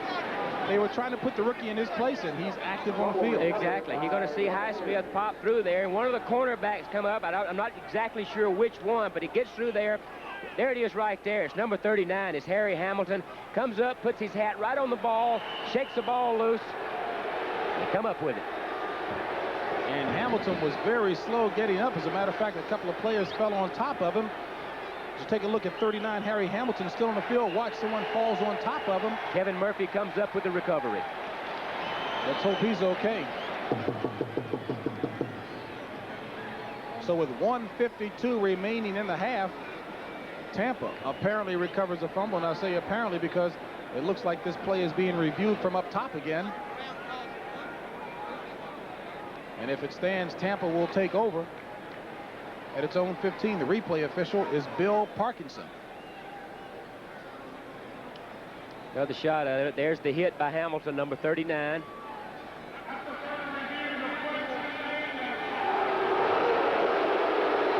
And the play does stand. I tell you, Snake, the way Highsmith fell on his neck, he was fortunate to come away without an injury on that play. So Tampa takes over. 1:52 remaining in the half. Tampa trailing by 10.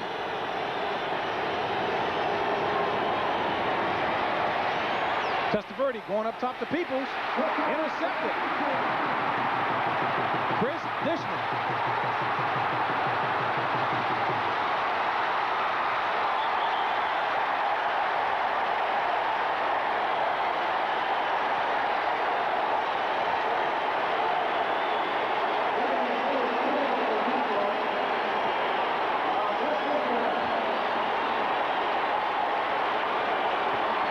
Testaverde throws his 21st interception of the year, and Dishman with a little pizzazz on the return. Well, here it is right here, straight drop back. Vinny just underthrows this ball. Watch where the ball is. Got to throw it, got to lay it out where your receiver can go get it. He doesn't even give his receiver a chance. Dishman picks it off, finds an avenue headed for the other goal line. Now watch this. He's ready to lateral the ball. Right here, watch him hand it. You take it, you take it, you take it. The other guy said, I don't want it. There's too many white shirts coming. Steve Brown said, no, you're doing a good job. Yeah, keep it. Nice job by Dishman sitting back there and reacting to the ball. 4th interception of the year for Chris Dishman. And Moon with great field position throws it complete and incomplete. And Harry Hamilton in on that play again, putting the hat on Ernest Givens. Again, James, you see where they're throwing the ball down there. Warren, yesterday, as we said earlier, they think they can do business in the middle part of the field, right there, trying to hit Givens in the middle part. Boy, Harry Hamilton is really sticking his hat in the middle of things literally today. Both of those safeties back there, both of them have like 5 or 6 interceptions apiece, playing very solid defense. 2 very smart players, Hamilton and Robinson. 2nd and 10 from the 16. 1:33 remaining in the first half. The red gun package in, 4 wideouts for the Oilers. Touchdown, Houston. Curtis Duncan.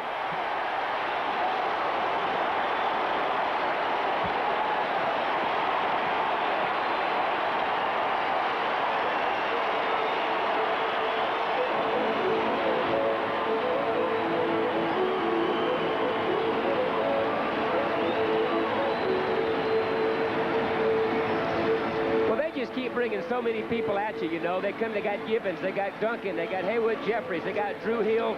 In this case, right there at number 80, Curtis Duncan on a little slant versus man-to-man. You give Warren Moon that much time, and the result is touchdown.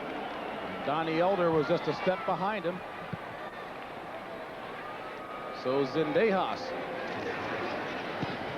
will add 1 more point to the scoring. Bueno. And the Oilers move out in front.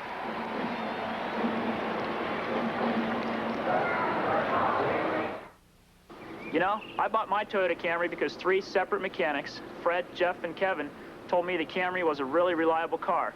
Now he waves when he goes by the shop, but he doesn't stop. Can't believe you told him to buy such a reliable car. They were right. My Camry's been really dependable. I didn't tell him to buy one. I said they were reliable. You did too. He'll never see me again. No use crying over spilled milk. I love what you do for me, Toyota. It's a Radio Shack Merry Christmas. Radio Shack sale-priced cordless phone, this year's most popular Christmas gift. Hi, Grandma. It's for you. Hi. It goes from room to room, has a handy redial button, and it's on sale for just $59.95. The sale-priced portable cordless phone. It's for you. Hi. It's a great gift idea. Sure. It's for you. For me? It's for me. The cordless phone, on sale now at Radio Shack, the technology store. This is it. The game is about to start. Less filling tastes great. Call it. It's a nickel. No, quarter. Herrera kicks off. Just a little deep. I'll throw it to Dwight. Yeah, he's got hands like glue. Jones drops back. Touchdown! Taste Great! If Taste Great can hang on to this lead, they get the case of Miller Lite and go to the Super Bowl. We need that secret weapon. Don't worry, we're going to get that case. It was the battle of the field goal kickers early in the game. Tony Zendejas and Donald Igwe-Buike tying it up at 3 apiece. But from that point on, it's been Warren Moon and his wide receivers, and the Oilers are out in front of the Tampa Bay Buccaneers by the score of 20-3. And Ken Stabler, I guess the question is, what has Warren Moon found soft in that Tampa defense? Well, as we said, talking with him yesterday, they thought they could do business in the middle of the field versus a zone, which they have. And then, of course, down in the scoring territory, they get to man-to-man coverage. Tampa Bay's corners are really having a lot of problems staying with Duncan, Hill, Gibbons, and company. No question about that. And Vinny Testaverde, of course, trying to get things uncorked for Tampa and not able to capitalize on whatever the defensive Oilers are not giving to them. I think it's been a situation they really haven't been able to establish any one particular thing. They've run the ball a little bit here, they've thrown the ball a little bit here, and they've never really gotten any continuity going with their offense.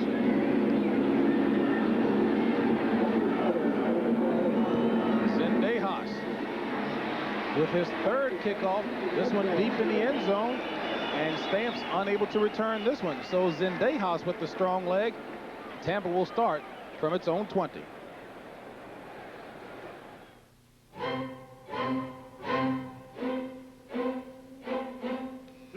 Some people see shaving as something you do for 3 minutes a day. At Braun, we see it as something you do for a lifetime. And we think you should make the best of it. The Braun Shaver, with its 3 shaving positions. Designed for those who choose to make a virtue out of necessity. Braun, the world's #1 selling foil shaver.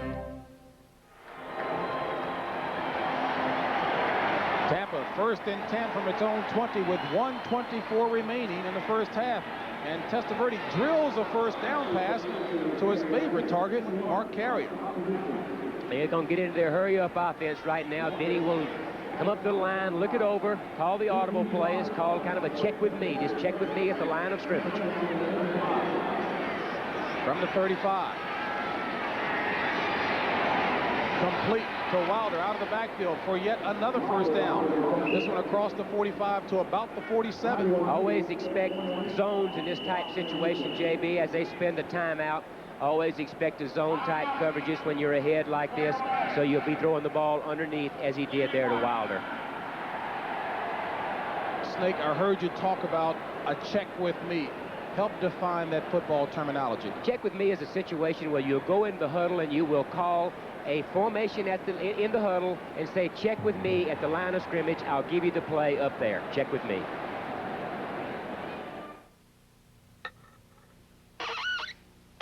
Hit it, boys. Isn't there someone you know who could use a skill twist this Christmas? The skill twist. The practical gift for practically anybody.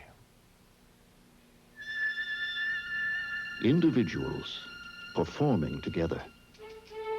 Listening, arranging, building. At Northwest, our performance is helping you do business. Getting you wherever you need to go on time. Creating new ways to make things work for you. Because our job is helping you do yours.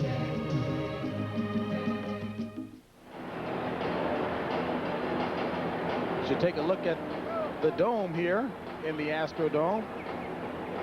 Some 208 feet above the playing field. And do you know, Snake, if in fact you were to build a building inside of this dome, it will be 18 stories high? Here's one for you. Did you know the first baseball game played in here that Mickey Mantle hit the first home run in the Astrodome? That I did not. Mickey Mantle hit the first home run. It's still going. And for those who may not know about Kenny Stabler's background, baseball was his first love. That's why I played football. We were checking that Atlanta and Minnesota score earlier, and I tell you, I'm sure the Vikings had no idea what they were going in against with Jim Hannafin, because last week we did the Atlanta game, and he just opened things up wide open. Did a lot of different things. He had nothing to lose. Interim coach who is not going to be hired back according to ownership in Atlanta, so you never know what to expect from Atlanta these days. Under a minute, 52 seconds remaining in the first half. Tampa first and 10 from the 48. Testaverde throws it complete to Ron Hall inside the 40. That'll be enough for the first down by a cushion of 2 yards. That's that deep zone, that prevent type zone late in the half that gives up a lot of yardage underneath.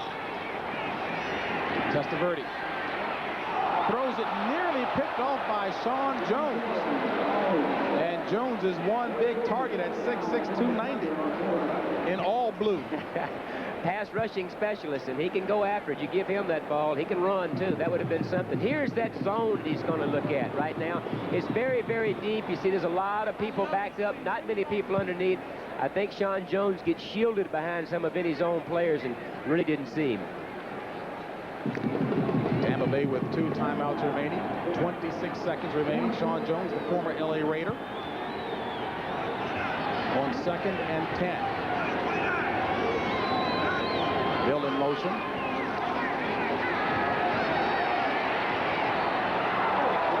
Incomplete, intended receiver Bruce Hill, and Hill wanted pass interference.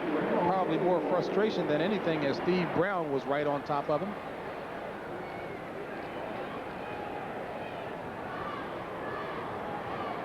Well, here's what we've been looking at, JB. Look how deep these people are. Safeties. Look at those 2 safeties sitting way back there. That's not to give up the big play. Vulnerable areas right where Tampa Bay tries to hit it. You run everybody off and try to bring somebody underneath in the middle of the field. That time played good by the safeties. 3rd and 10 with 21 seconds remaining in the half. Tampa trailing by 17. Then he runs it.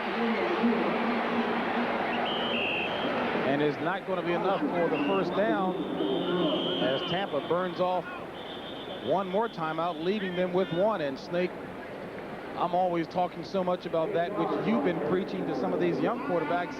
Learn how to slide. Yeah, I don't think Vinny's slide technique is the best in the league by any means. He needs to get down and protect himself when you get up in there with all those linebackers.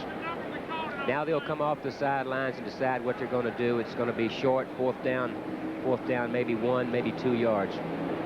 And don't forget, coming up at the halfway point of this contest, the NFL Today halftime show. Brent and Irv in the studio with all the scores and highlights, and they'll put things in focus with respect to playoff implications as we take a look at Stoneface. Not that one there.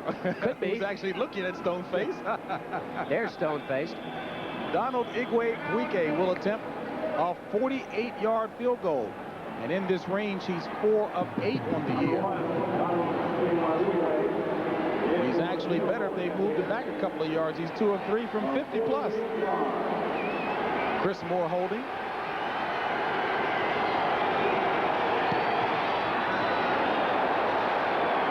And it's no good. And the frustration for Donald Igwe-Buike continues. Says he knows that his problems right now are strictly mental. They are mental, you know. He's heard from the coaching staff about the shortness of his kickoffs, and I think that has bothered him mentally. He's just not swinging the ball, and I think the best thing for Donald Igwe-Buike would be just to leave him alone, let him kick his way out of it. Says what he plans on doing when the season is over is heading back to Nigeria for a couple of months just to clear his head and play some soccer and visit with the family. I still think that you have to believe that he is one of the better place kickers in the league, huh? No question about it. So Houston will just run out the clock to end the first half. Jerry Glanville's troops have played very nicely in the first half. I think he has to be pleased. Warren Moon playing extremely well, throwing the ball outside to the wide receivers. They're using Rozier and Highsmith in various situations, and their defense has come up with the big plays. Special teams, they get a blocked punt, and they get an interception out of their defense with Dishman. So I think Jerry Glanville has to be pleased going in at the half. And also the fact that his team has played relatively penalty-free football in the first half. You come in expecting a team like this to be knocking people around out of bounds and stuff, but it has been basically penalty-free. And Snake, I guess the point of this summary here again, Warren Moon uncorking first to Hill, then to Duncan, finally finding the soft spots in that zone. And that's the end of the first half with Houston leading at 20. CBS play, and the forecast is for snow throughout the remainder of the afternoon.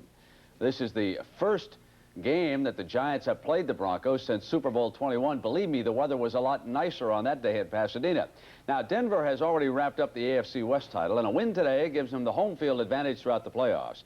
And as Dick Butkus reports, a big part of the Broncos' success story is riding on the back of rookie Bobby Humphrey, a first-round pick in the supplemental draft who has altered their offensive look for the better. The right arm of John Elway has brought a great deal of success to the Denver Broncos.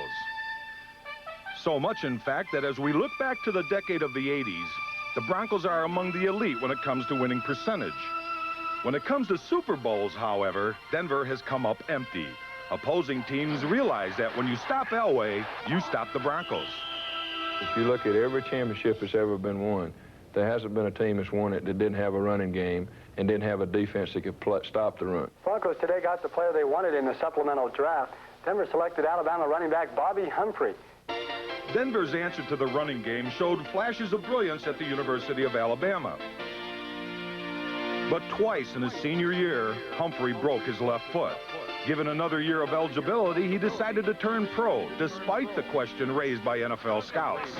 Was Bobby Humphrey's foot really healed? But I felt that, hey, if I can come in and, you know, really buckle down and learn what to do and then get me on the playing field, I was going to prove that, you know, I can be Bobby Humphrey again. The foot in question has been anything but a problem. Humphrey leads all AFC rookies in rushing and is just 72 yards shy of becoming the first Bronco rookie to record a 1,000-yard season. He's a major factor in Denver's success. How's it been with Bobby versus, say, last year when you didn't have him? Well, I think the key thing is people really have to concern themselves with our running game now and concern themselves with Bobby Humphrey, whereas last year they didn't have to worry about the running game. They just had their ears back and rushed me every time. I feel like, hey, if I get the ball here on the 20-yard line, I might just bust an 80-yarder. And, you know, I think about that. Every time I touch the football, every given play, I think about something big is going to happen. Growing up in Birmingham, Alabama, in the shadow of Legion Field, Humphrey almost did not get the chance to make his dream a reality. I said in my heart, this poor little kid thinks he's going to be on national TV playing football. And I knew he wasn't because I knew I wasn't going to let him play. I was playing the trumpet, and she wanted me to be in the band, and that's what she wanted me to do because she was so, you know, afraid that I would get injured. If I find out you playing football anyway up to that school, you tell those coaches that I am coming up there and they're going to have some trouble out of me because I do not want you on that football team. Mom now accepts her son's profession, but in her heart, football's gain is music's loss. I wish somebody had tossed him a trumpet instead of football. He'd have been better off, you know. Just out of curiosity, let me hear you play that.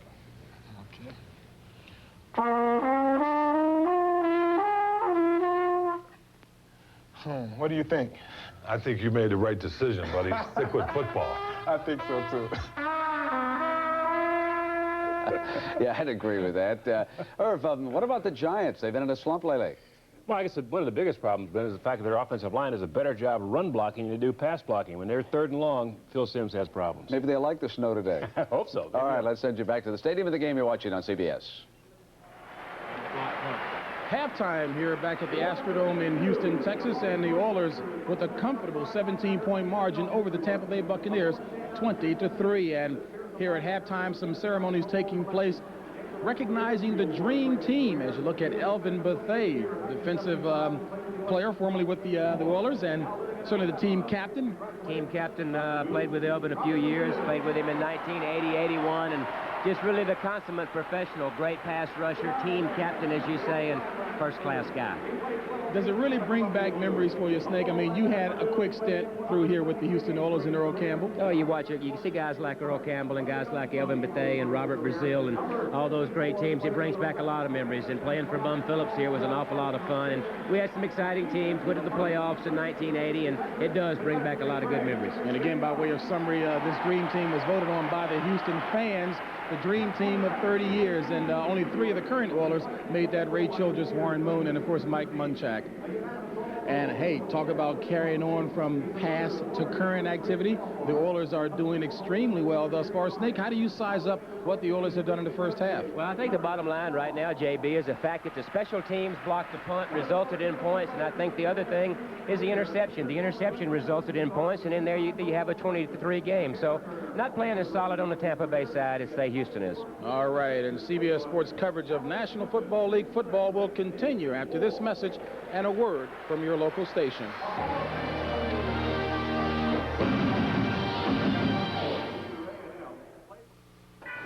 Deja vu. You just bought that. Somebody stole it. I set down the package to help Megan, and when I turned around, it was gone. Is it gone, Daddy? Oh, no. Oh, yes. Didn't you use American Express? You mean that's it? It's automatic? Whatever you buy with the American Express card is covered, Mr. Wilcox. Even gifts. Oh, we were counting on that. Daddy, let me hold it. Lost stolen or damaged, having a way to protect the things you buy. You want to start small, but think tall. That's your plan with computers that can grow along with you. How are you going to do it? Well, you're going to PS2 it with the IBM PS2. You want to network up, network down, share information with other towns. In your business, you got a mission to rise above the competition. How are you going to do it? I'll tell you, you're going to PS2 it. The solution is IBM. After Mrs. Amelia's husband died, there's a new symbol for quality in America. Your Buick dealers got it. Nobody but Buick can say LeSabre is the most trouble-free American automobile. This according to the 1989 J.D. Power & Associates initial quality survey.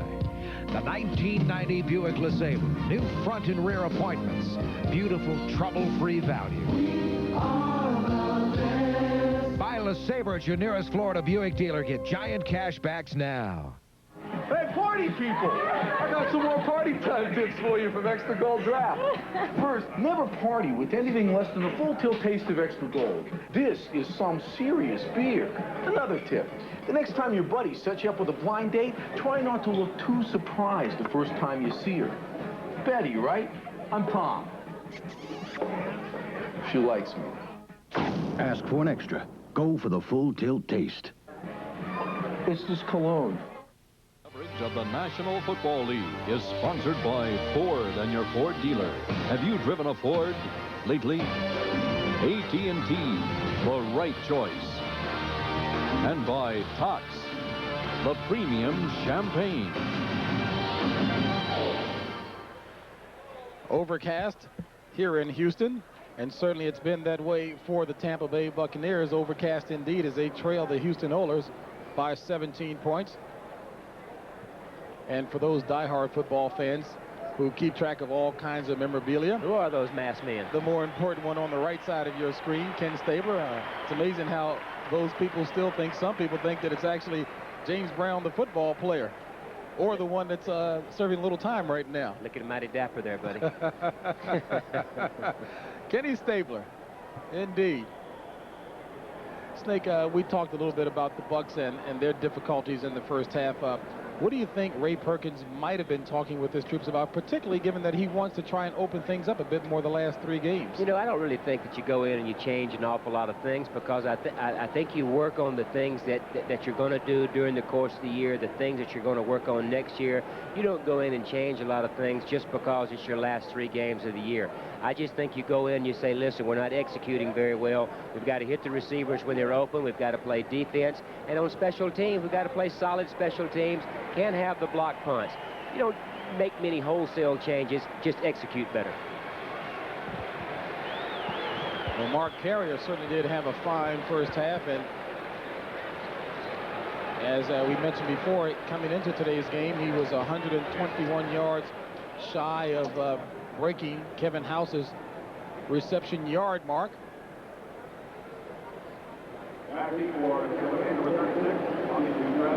Number 40, Dennis Noakes, and number 24, Sylvester Mann. Stay in touch.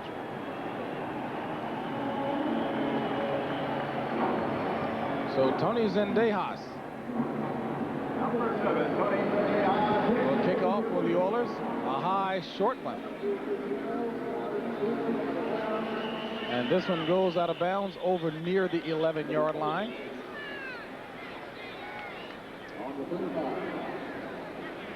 What? There's the mojo. There's the mojo. That guy's name is Bill Lackey. He's part of the equipment people here in Houston, and here's his claim to fame right here. Go get the kickoff tee, and he usually ends up with a nice flip or a slide, or I think he's not going to give it to him today. He just says he's getting a little old. Getting a little old for the flip and the roll. Bill Lackey, great guy. You would think with all of that running that he might be able to drop a few pounds, huh? So the Buccaneers will start at their own 35, trailing by 17 to the Oilers. And Wilder on the ground, getting it up near the 37, 38, called it a 3-yard run. James Wilder, we've talked a lot about him this season in terms of how he's kept his attitude in check, trying to help the team in whatever fashion possible. Great career down in Tampa and has carried the team offensively with his running and pass receiving, and has really fit into the role of backup special teams player. He realizes they've got a good group of young backs playing now. 2nd and 7. Ball in motion. Wilder again. And Wilder takes it up to the 42 for a gain of 4. That will bring up a 3rd and 3 situation. Well, they sent the tight end that time. They sent Hall in motion. They bring him back in. He traps Ray Childress, the defensive end, coming in. Good job. That's a type situation that you never know where the block is coming from. That time, good yardage from it.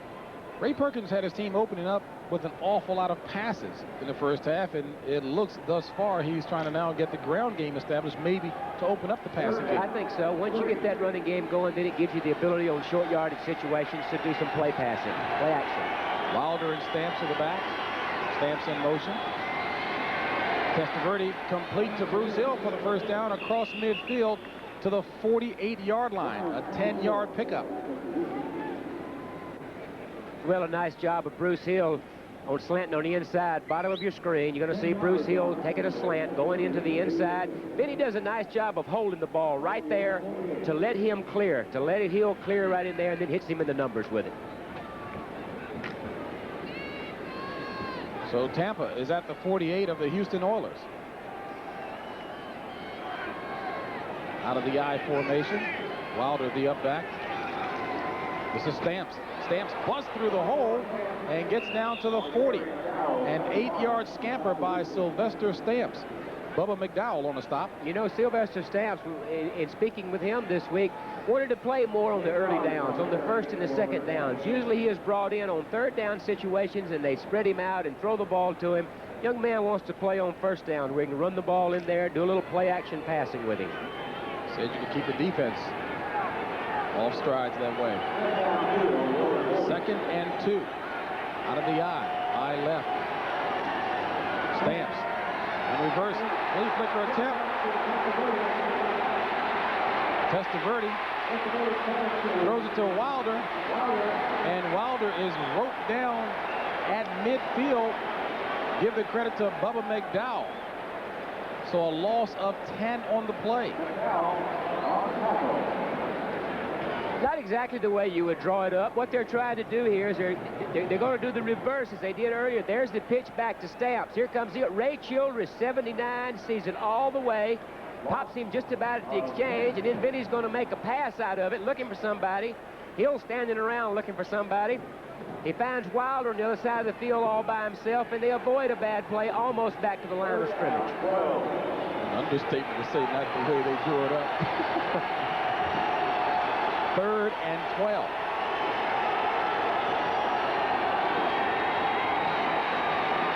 Testaverde. And he runs for the first down. So Vinny Testaverde taking things into his own hands. Still hasn't learned how to slide yet, but nonetheless, he runs for the first down. Well, he does a good job of getting up in there and getting the first down, but you'd like to see Vinny maybe take a little better care of himself, protect himself a little bit, put that ball away, get down, slide, or get out of bounds, and try to protect yourself. Here's what we're talking about right here. Watch how straight up he's running. Watch where he's got the ball, swinging it out at his side. Could cause a fumble. He's running straight up, and here come all those people. Get down. 1st and 10 at the 37 of Houston. Stamps in motion. Going for Hill, incomplete. And Bruce Hill is leveled by Steve Brown, and flags are thrown everywhere. Big late hit. I don't know if it's late or if it's a club to the head. You know, maybe a little unnecessary. The ball certainly appeared to be out of reach. And that will go against Steve Brown.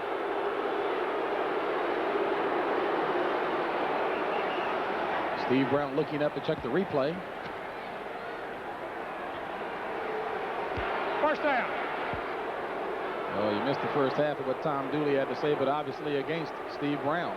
Well, there's the ball in the air, and the ball is not catchable, and here's the club. There's a right hand up around the face, and certainly unnecessary roughness. Steve Brown, for those Miami Vice fans, certainly already know that his sister Olivia Brown, actress in that series.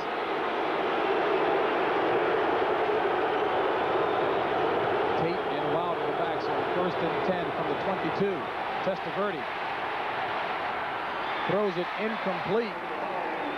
The intended receiver that time was Ron Hall. You know, they're getting good up the field pressure on Vinny. You notice they're forcing him to move around with the ball, but they're forcing him to move in the middle of the field, not letting him get outside. And when a quarterback gets outside is when he can do the most damage. They're forcing Vinny to move up in the pocket, making him run down the field.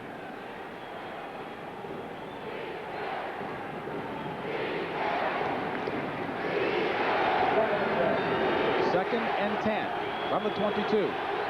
10:27 remaining in the third. One to ground to Stamps. Stamps inside the 20 to the 18. Call it a gain of 4.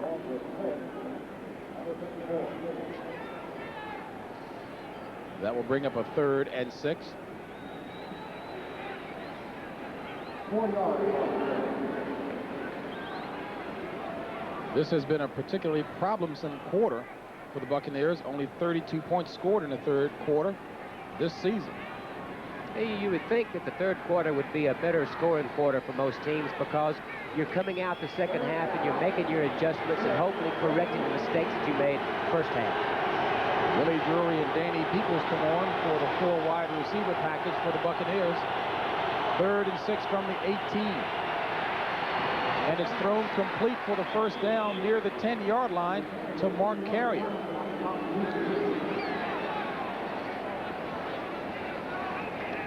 Well, the short yardage, the 3rd and 6 situation, you expect the man-to-man type coverage. He gets the man-to-man coverage that he wants, and then it's just a matter of our guy meeting your guy. There goes Carrier in there for the slant. Well-thrown ball for the first down. Mark Carrier, 7 receptions for 105 yards. And he needs 16 more to tie the record set by Kevin House for the Buccaneers. 1st and 10 from the 11. 8:52 remaining in the third. Wilder bowling straight ahead.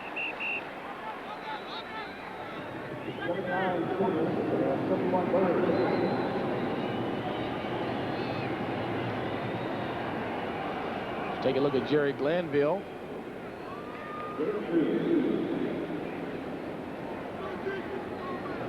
Mark Carrier, with the year he's had, could become the first All-Pro since 1985. See those who have made it. On 2nd and 8, complete to Wilder. And Wilder down near the 5. 4-yard pickup, stopped by Al Smith. Houston's defense is really tough down in this part of the field. They're really not giving Tampa Bay anything at all. They're forcing them to dump the ball off. When they run the ball, they've stuffed the run. You look at this situation, Testaverde has probably run for more yards than the backs have today because they forced him out of the pocket. They're playing good defense when they get down inside the 15, 20-yard line. Well, to embellish that point, last week against Pittsburgh, the Oilers had 2 goal line stands that resulted in field goals. This is a 3rd and 5 for the Bucs. Touchdown, Tampa Bay, Willie Drury. So Willie Drury comes back home and scores against his old teammates.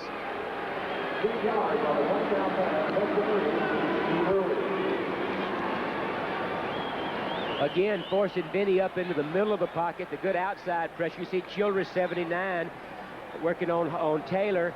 He steps up in. Good job of adjusting to the ball by Drury. The ball thrown somewhat behind him. There's Vinny. Vinny stepping up. Ball thrown behind Drury. Nice adjustment for the touchdown.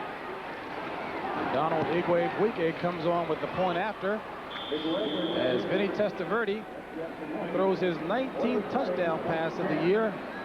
That one to the ex-Oiler, Willie Drury. I couldn't imagine owning anything but a pickup. And from what I know about hauling stuff, I couldn't imagine owning anything but a big Ford. You see, this Ford's got a longer, deeper box that can handle a bigger payload than any Chevy its size. The big Ford pickup. #1 for all the right reasons. Maybe that's why more folks drive Fords than any other truck. The best-built American trucks are built Ford tough. Did you know that now almost any size business can save with AT&T? If your business is spending as little as $50 a month in long distance, you can save 10 to 28% or more with the new AT&T Pro Watts. It works over your regular telephone lines, and you automatically get bigger and bigger discounts. The more you spend, the bigger the discounts. Whether you're spending $50 a month up to $5,000 a month, we have the one plan for you. Call us. We'll even waive the sign-up fee. Pro Watts, another AT&T advantage. When you have these, why would you need a Black & Decker Power Ratchet? Because it's faster, easier, and works in lots of places manual wrenches can't. The Black & Decker Power Ratchet is really turning a lot of heads.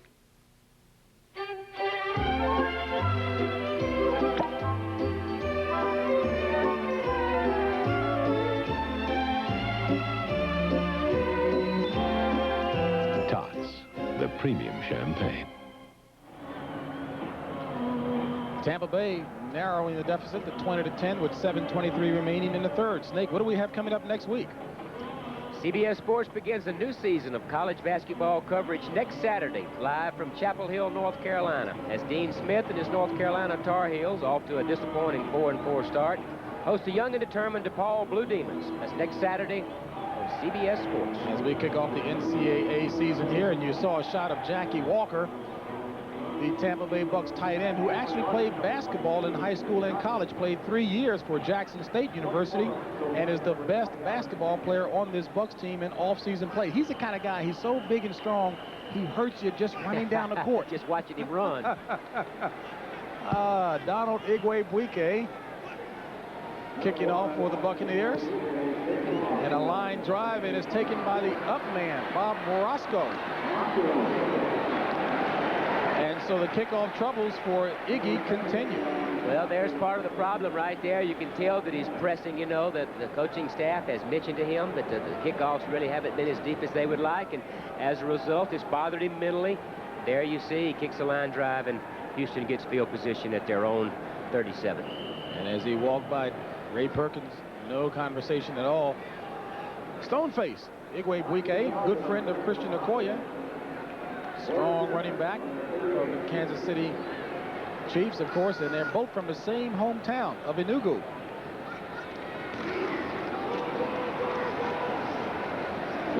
And Rozier keeping it on the ground. You notice how some of those names, those foreign names, you have to say real fast in case you mispronounce them. Who knows? Don't worry, I'm not going to touch it. But that is the correct name. The Enugu Rangers, a soccer team he played for. From the Houston Astrodome, near capacity crowd on hand watching the Tampa Bay Buccaneers battle the Houston Oilers. Oilers sitting atop the AFC Central Division, leading it 20-10. Ray Perkins trying to get his troops going strong here. Warren Moon scrambling. And there's an experienced quarterback who knows how to dive away from trouble. Exactly. That's the ticket right there. If you don't take that beating, you're too valuable a commodity to your team to go out and get hurt, and you have an opportunity to get into the playoffs, as Houston very well does. Take care of yourself. Boy, Detroit leading the Bears 17-10. Well, that Lions team is really going to be a team to be heard from. Well, the Bears right there, and the Bears are history as far as the playoffs are concerned. Same with Washington trailing San Diego. 3rd and 4. Dime defensive package in for the Bucks. Batted down by Winston Moss. So an alert play by Winston Moss. Winston Moss, one of the players that Ray Perkins has been touting as a Pro Bowl type player, has kept Broderick Thomas on the bench with his play. There you see him getting the pressure, getting his hands up. If you can't get pressure all the way on the quarterback, get your hands up. He does, gets a hand on the ball. And the Oilers are forced into their first punting situation of the afternoon thanks to that batted down pass by Winston Moss. Greg Montgomery on to punt for the Oilers. And Willie Drury back for the Buccaneers, hoping to excite his hometown fans. And Montgomery gets a beauty away as he leads the NFL in punting average. And Drury has to take it, fair catching it at the 19. Hang time of 4-3 on that 37-yard punt. Tampa trailing by 10. The Black & Decker Workmate.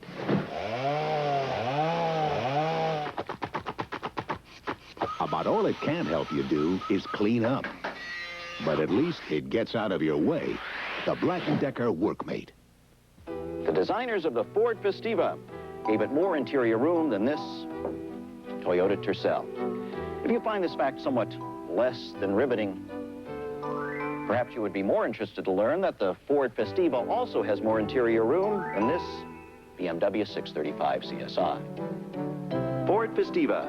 At just $63.19, you'll really be surprised when you drive it. See your dealer now for low financing or special savings on 1990 Ford Festiva. In July 1988, some said it was luck. In February 1989, some said it was a fluke. In April 1989, some said it was coincidence. In November 1989, some said, get me their phone number. Prudential-based securities, rock solid, market-wise. Being a part of the U.S. Armed Forces is an experience you can be proud of. Opportunity is waiting for you in the U.S. Armed Forces. The duel in Denver. The Giants, fighting to keep their playoff hopes alive, battled the AFC West champion Broncos. An interconference clash of titans today.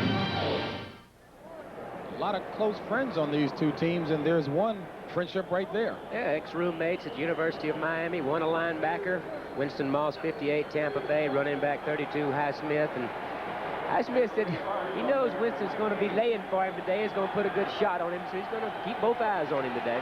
Winston Moss says he wants to break a few backs himself. Testaverde throws complete over the middle for an 8-yard gain to Bruce Hill. You know, you look at this, JB, and you watch the way that Tampa Bay is throwing the ball, and they're dumping it over the middle an awful lot to tight end and running backs. In my mind, I think if they have to spread things out and throw the ball down the field some, throw those 17, 18, 20-yard cuts into the middle of the field and challenge the defense. And check that. That was Ron Hall, the tight end, on that reception. James Wilder, the lone back. 2nd and 2. Harry Swain is in at right tackle.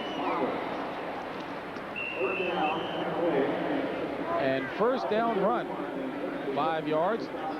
There's Harry Swain, and Coach Perkins said that he would, in fact, see a lot of playing time the remaining 3 games. 6'5", 270. Said he wants Swain to come in at 300 pounds next year. Wanted him 300 pounds next year. Everybody going to those huge offensive linemen. And the things he likes about Harry Swain, he said he's an extremely smart football player, but he likes his feet. He's got those good, quick feet, just like Art Shell had when I played with him at Oakland. The good, quick feet to get back in pass protection, drive off on the run blocks. 3rd-year player out of Rutgers. On 1st and 10, Testaverde scrambling, shovels it forward to Wilder, and Wilder runs for the first down plus a whole lot more. So Vinny with the second improvisational move, if you will. Well, you know, you have to give him credit. He does have the vision and the awareness to see people, to know where people are located. Here they flush him out, and he has a presence to find number 32. I think that's Wilder. Yes, there comes Wilder through there for the first down. 15-yard gain on the play. 1st and 10, ball at the 46. Clock ticking, 3:49 and counting remaining in the 3rd. Wilder again, the lone back.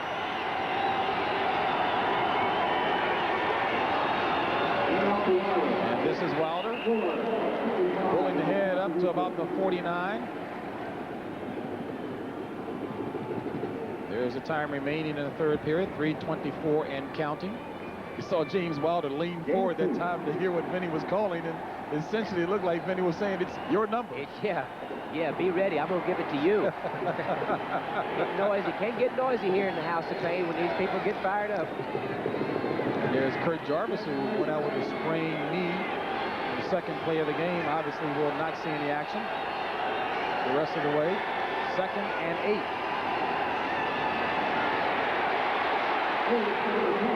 And Vinny gets it away. Bruce Hill had it and dropped it. And bearing down on him was Johnny Meads. Johnny Meads forced Testaverde out of here. There you see Testaverde running, and here he comes from behind him. There comes Johnny Meads bearing down on him. Gets rid of it. Ball should have been caught right there. Steve Brown, number 24, making the play. Johnny Meads, of course, last week had a career-high 3 sacks, and boy, he was smelling like a hungry dog today. Tampa Bay 7 of 11 on 3rd down conversions. This is a 3rd and 8.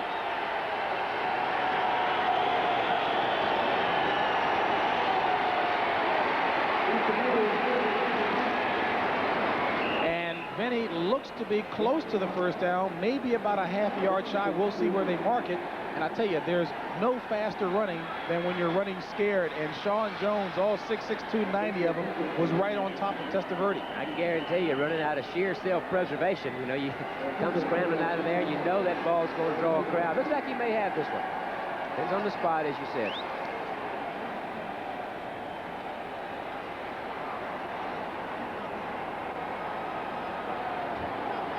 And this one will be measured. The ex-quarterback, Ken Stabler, is saying it should be a first down. And he has been wrong very much this year.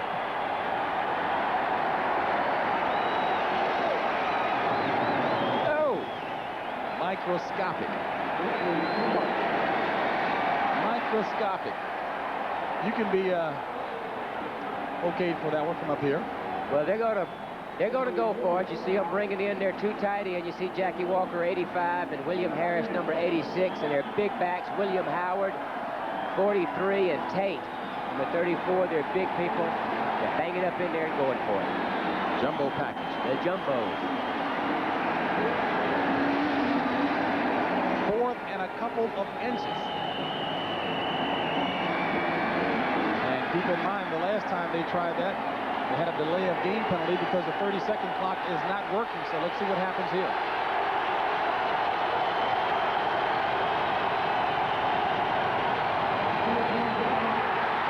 Lawrence Tate goes up in the air, is met in midair, but maybe enough for the first down. You can hear it up here in the booth.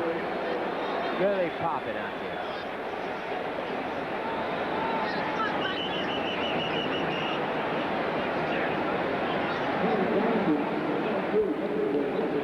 I tell you, that really takes some kind of mindset to say, I'm going to meet him in midair. Yeah.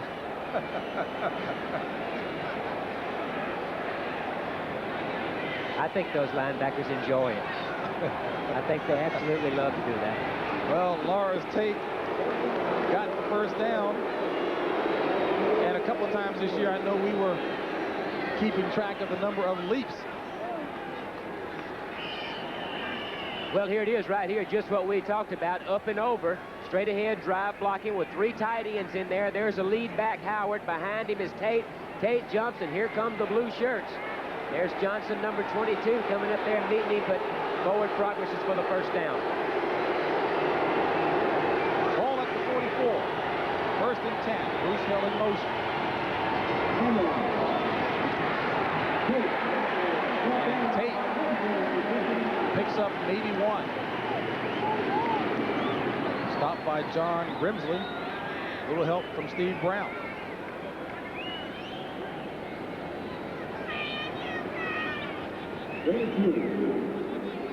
Well, you see right there, this drive, 9 plays, but only 38 yards. They really haven't moved the ball that far. Defense is playing extremely well, making them work for everything they get. Tampa Bay really not challenging Houston's defense, really not throwing the ball down the field. 2nd and 8. 1:05 remaining in the 3rd. Tampa trailing by 10. And Testaverde throws it away as he was getting pressure from Johnny Meads, Eric Fairs, and company. Well, they try to do it out of a play pass. They've been running out of the I formation some. They get in the I formation. They do the play pass, but they've been putting that kind of pressure on Vinny most of the day, really not getting to him, but making him throw the ball away, making him throw the ball before he would like. Well, as you and I noted at the top of the second half here, Tampa Bay doing a better job of running it, trying to set up the passing game. 3rd and 8 from the 42.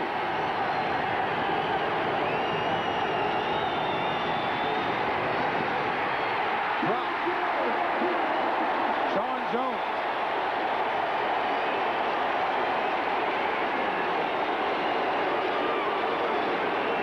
Sack number 4 of the year for the ex-Raider. Well, it doesn't matter what you have called. Right side of your screen, working on Paul Gruber, a very good offensive tackle, and Sean Jones goes by him like he's tied. If you can't protect your quarterback, you're going to have trouble moving the football. Sean Jones, a martial arts practitioner, and a very good one at that. Hard to believe somebody 6'6", 6'7", 290 needs to practice the martial arts. Chris Moore has a punt partially blocked, and it only goes across midfield. Eugene Seals, number 53, gets the penetration for the blocked punt. Now we've got a little extracurricular introducing each other out there. Talking about what they're going to do after the game. This would be better than Leonard and Duran. A lot more action. Here it is right here. Number 53, right side of your screen, number 51. That's Broderick Thomas, number 51. Really doesn't do a very good job on punt protection. As a result, blocked. Chris Moore taking the steps, anticipating good protection. There's number 53, Seals, for the blocked punt.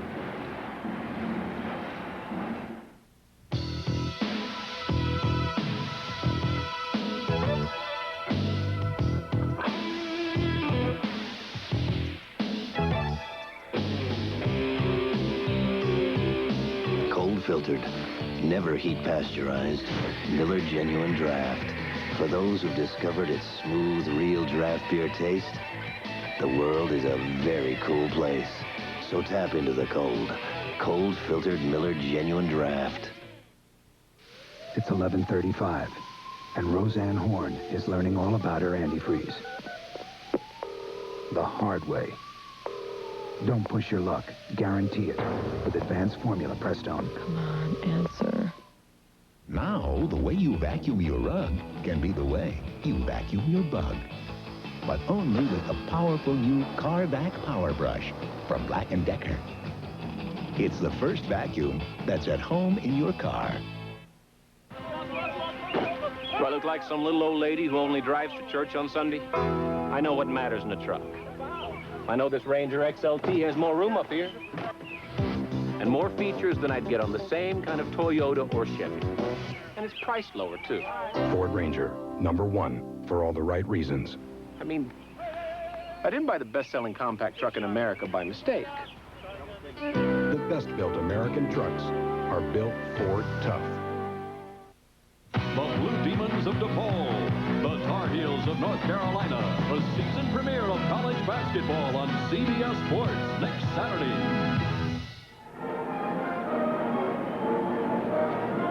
Well, you see Ray Perkins talking to his punter right there, Chris Moore. He really doesn't look to be upset. Maybe something like, listen, anticipate that big rush. They've been getting heat on you all day. Maybe cut your steps down a little bit, get it off a little quicker. A little pat on the rear, and I'm sure that's something that Donald Igwebuike could use a little of himself. No doubt.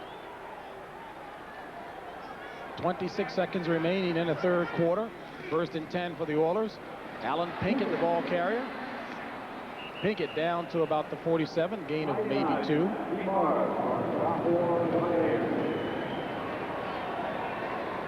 Chris Moore, of course, former player for Ray Perkins at Alabama. So look at the clock winding down. Third quarter will end. Only had 3 punts blocked in his career, and he has 2 of them today. Tampa Bay seems to have come out playing much better this time. At the end of the third quarter. That's the end of the third quarter with the score: Houston 20, Tampa Bay 10.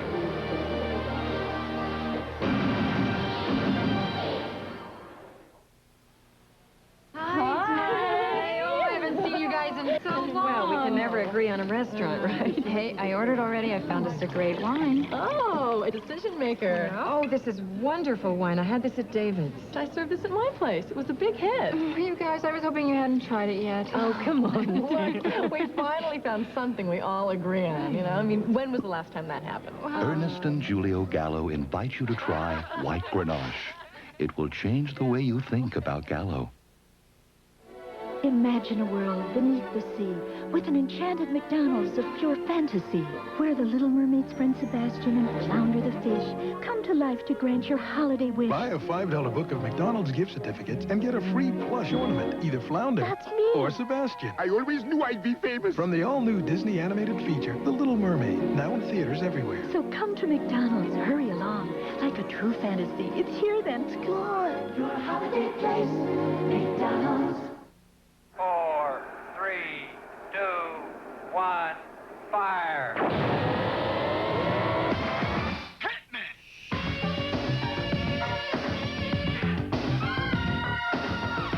You know the difference between the AC Delco parts that go into race cars and the ones that go into your car?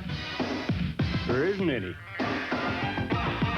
If you want to win, run with a winner.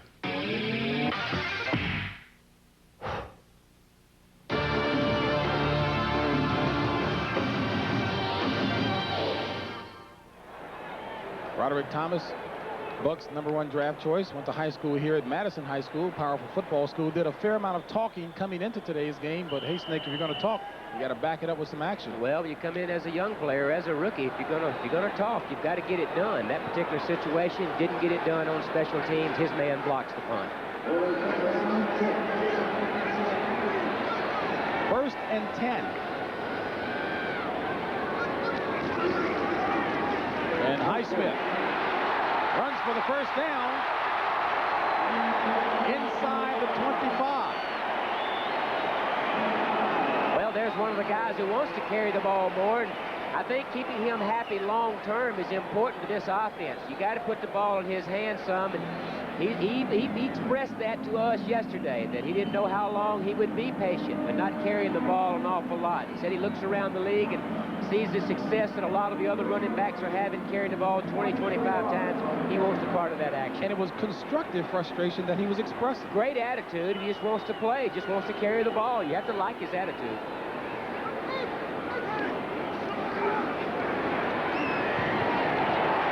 Over to Pinkett. One of the things right there, JB, that makes them so tough. They'll run up in there with a 230-pound fullback in Highsmith and then swing the ball out to a little scat back like Pinkett. Causes an awful lot of problems for a defense. Here it is right here. Zone. Boone recognizes it. Flips it out there. Good call. Good play. 8 yards gained on the pass play. Bring up a 2nd and 2. They just give you an awful lot of looks from a lot of different personnel.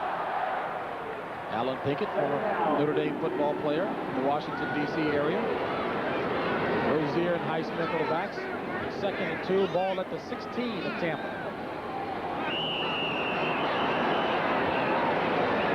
And Bob Marasco, at least by the expression on his face, appeared to be the guilty party. I think they caught him. I think he understood it. Little jump, little premature with his start. False start. 7 offense. 2nd down.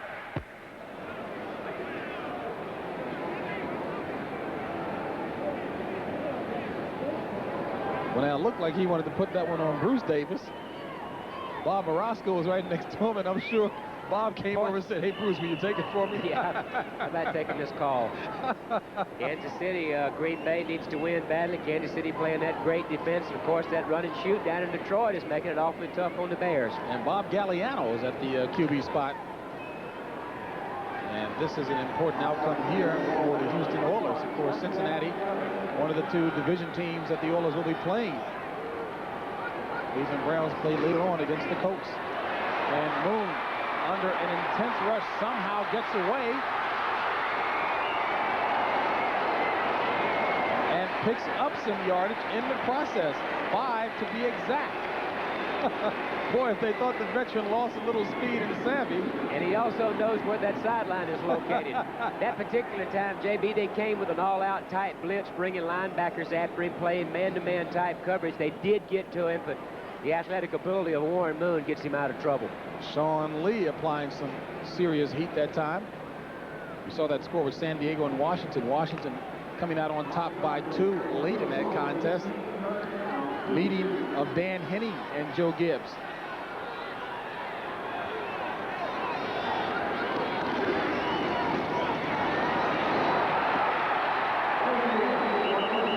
Mike Rozier gains plenty beyond the first down yardage. Well, let's go get an update on the Vikings and check in with Brent. JB, here's the situation in the NFC Central. If it holds, the magic number for the Vikes will be 1. They have forced another defensive touchdown. Chris Dolman sets it up, and Tim Newton walks on in. So that one's easy for the Vikes. Elsewhere, the Packers continue to lose big. So after today, a Viking win or a Packer loss, and the Vikes win a division title. Back to JB. All right, Brent. I think that's the best way to get into clarification for the NFC playoff and the AFC. Check up in New York. That's right. They're all over it up there. They can tell you what's happening.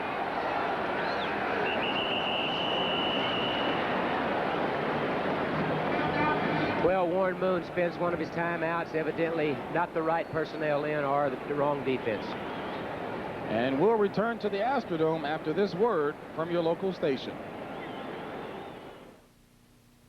This is CBS. What? The game's on tonight. I've got to call my VCR. Emergency! Emergency! I've got to call my VCR. VCR? Panasonic introduces a VCR you can actually program by phone. It even tells you what you programmed. Recording is set for 9 p.m.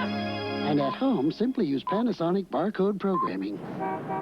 Emergency! I gotta call my VCR. Yeah, I'm just... Oh. Panasonic, just slightly ahead of our time. If you don't want to slow down on your way to the top. Because you know to make a beer as refreshing as a mountain stream, you gotta start with the mountain stream. When a night on the town might last all night, call for the taste preferred at better night spots. The silver bullet, the one that won't slow you down. It's the right beer now. The Hess truck's back and it's better than ever. Christmas is here. The Hess truck's back. Two sirens that together. Christmas is here. The Hess truck's back. Hey, those head and tail lights shining. Hey, that ladder's really climbing. Got a secret coin bank and emergency flashers. The new Hess fire truck, $8.99 at Hess stations. The Hess truck's back. Happy holidays from Hess.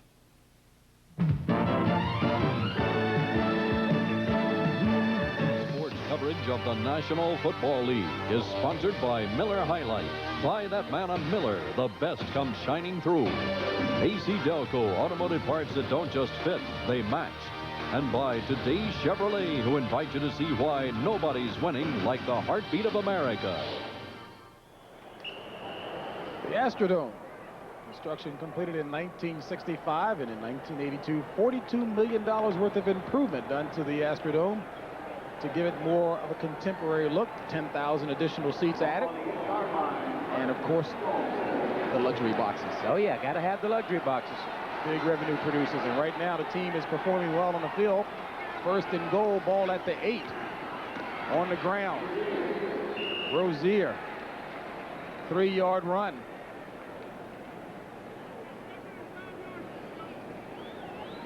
And the Oilers are very cognizant of what they're playing for in today's game.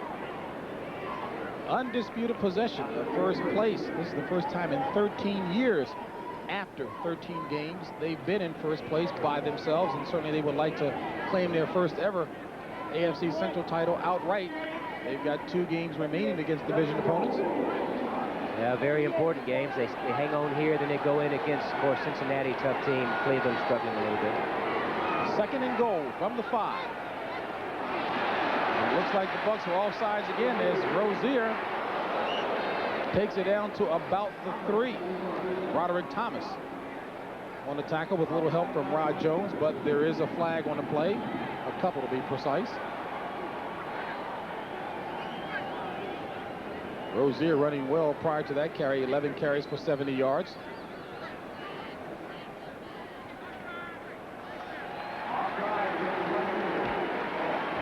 And that one against Pig Golf.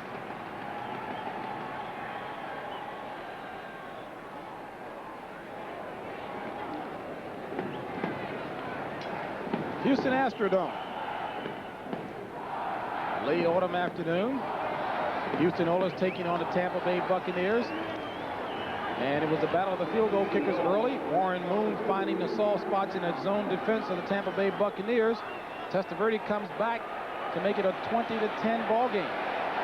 Well, that's an unusual looking formation right there. They run an option off of it, and they get the fumble, and here come the Bucs.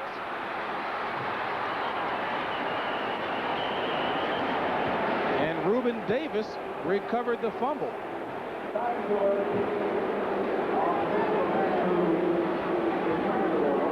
Well, this is a very unusual formation they come out with. Out to your left, in the left-hand side of your screen, you see number 78. That's an offensive lineman out there. That's Don Maggs. On your very far right, left-hand side of your screen, right out there, that's Don Maggs, an offensive lineman with 2 receivers. And all it is a smoke screen. It makes people direct their attention to that side. They run an option back to the other side. Bucs having nothing to do with it. Come up with the football. Reuben Davis, big Reuben Davis, 285. Said he's seen some 300-pound plus days in his day. And 1st and 10 for the Buccaneers, 10:47 remaining in the contest, trailing by 10. Testaverde has it knocked down with all kinds of time. Great pass protection. He really had something working out on the outside, but he didn't see him on the outside. He had number 83 working out there, Danny People, standing all alone. Then he's got to be able to see that. If they're going to do something, now's the time to do it. Down by a couple of scores, 10 minutes left, they've got to start making some plays. Great pass protection. And Richard Byrd, 71. Sorry, being double teamed and gets to it.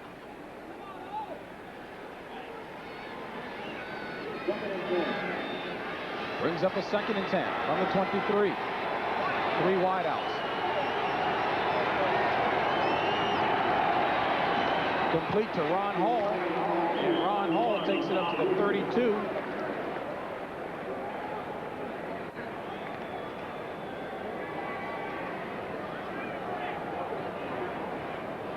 John Brinsley, good fine inside linebacker, shaking his hand. He came in to assist with the tackle. Here's the throw out there. There's a throw out to the outside. And here comes number 59. Here comes Grimsley. See him holding his left hand.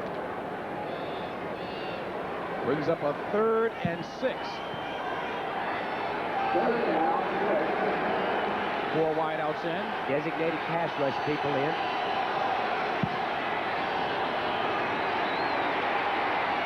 Throws it complete to Mark Carrier for the 1st down. And Mark Carrier takes it up to the 44-yard line. So Mark Carrier continuing to have an excellent afternoon. Mark Carrier found it. Here's Mark Carrier over here in the slot, right there in the slot. See Mark Carrier. Look at this big hole you're going to see right back there. That's where they're going to get into, in the middle of that deep, deep zone.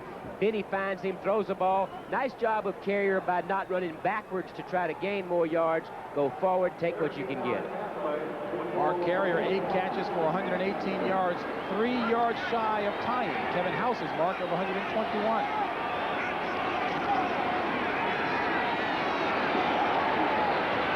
Complete for the 1st down to Danny Peoples.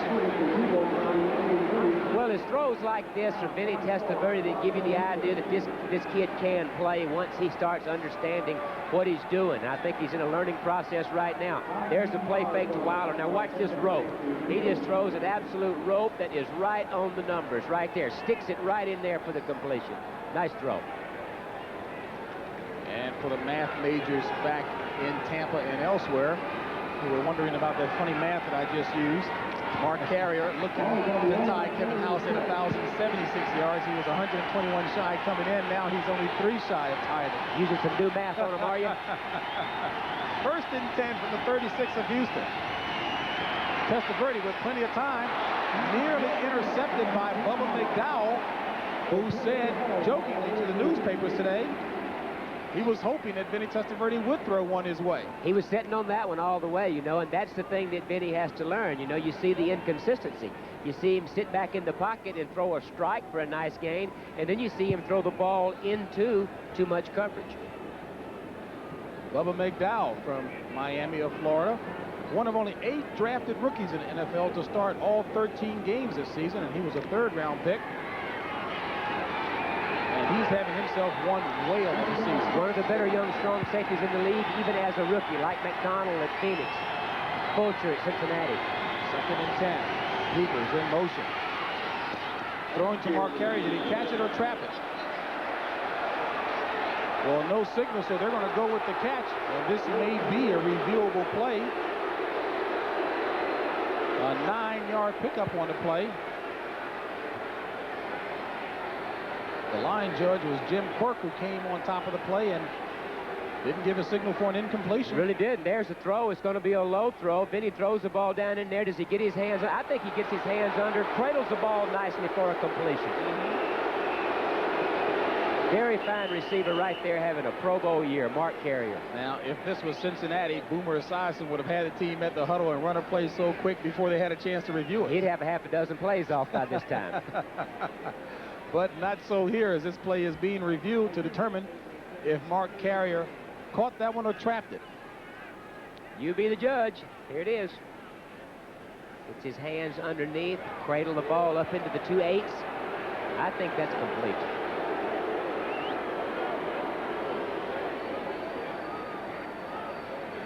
Well, now, if the catch is good, that will be the new record for the Bucs. Yards receiving in a season by Mark Carrier will be 1,182.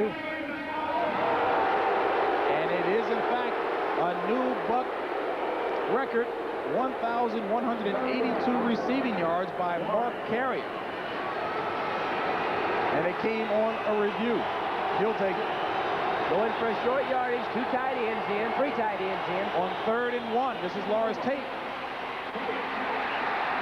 And we'll have to see where this one is marked. He might be a few inches shy of that first down marker. Looks a little shy. I would look for the Bucs to certainly go for it in this situation in the game if it is shy. And the clock is running, 7:16 and counting. Bucs trailing by 10, 20-10.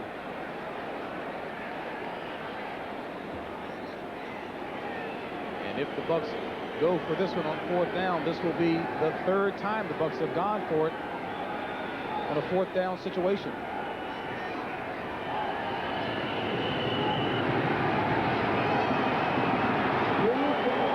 And the Bucs are going for it on 4th and inches. Tate leaps to the first down. In behind Mark Cooper, 71. Rob Taylor, right tackle, 72. Good job of Lars Tate of finding the seam for the first down. The man who some teasingly have nicknamed Leap left for the first down. Here it is right here. It looks like he wants to leap. Then he sees a little seam in there, takes a few more steps, and dives in for the first down. So it'll be 1st and 10 for the Buccaneers. Ball at the 24 of Houston. 6:32 remaining in the contest. Mark Carrier, Danny Peoples, the receivers. Pumps. And Testaverde tries to delicately place that one to Ron Hall, and it's incomplete. I think you have to be really careful hanging the ball delicately, as you say, trying to spot the ball, trying to place the ball over in the middle of the field. There's an awful lot of people in there. That's the inconsistency that you see in Vinny Testaverde. What would have been a better decision for him? Better decision is to throw the ball away. Look at the blue shirts. Look at the blue shirts. Best decision down in here. Throw the ball away. Start over because it's early down. It was first down.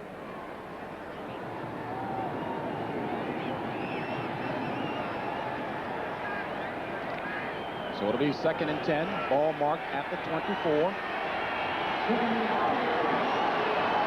Stance and Wilder are the backs. Stance in motion. Testaverde pumps. Throws it complete. Touchdown to Ron Hall.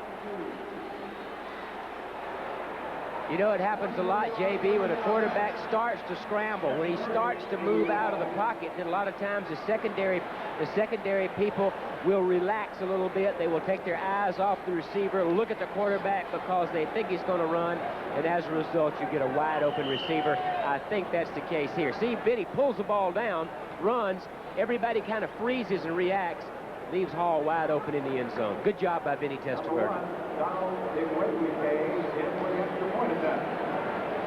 So Donald Igwe-Buike on for the point after.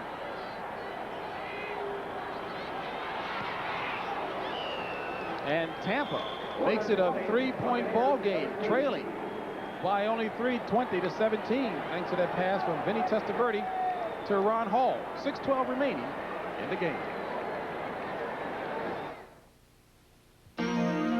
You still have time to get in on Chevrolet's last great deals of the decade with cash back on our best sellers, Corsica, and on the roomy Lumina sedan. And more great deals on select Geos, the new line of import-inspired cars. And to make these deals better, GMAC offers a plan with no payments for 90 days. So see your Chevrolet Geo dealer for great deals on select 89 and 90 models. Before the last great deals of the decade are yesterday's news. My baby don't care for shows. My baby don't care for clothes. My baby just cares for me. Share the fantasy. Chanel number 5.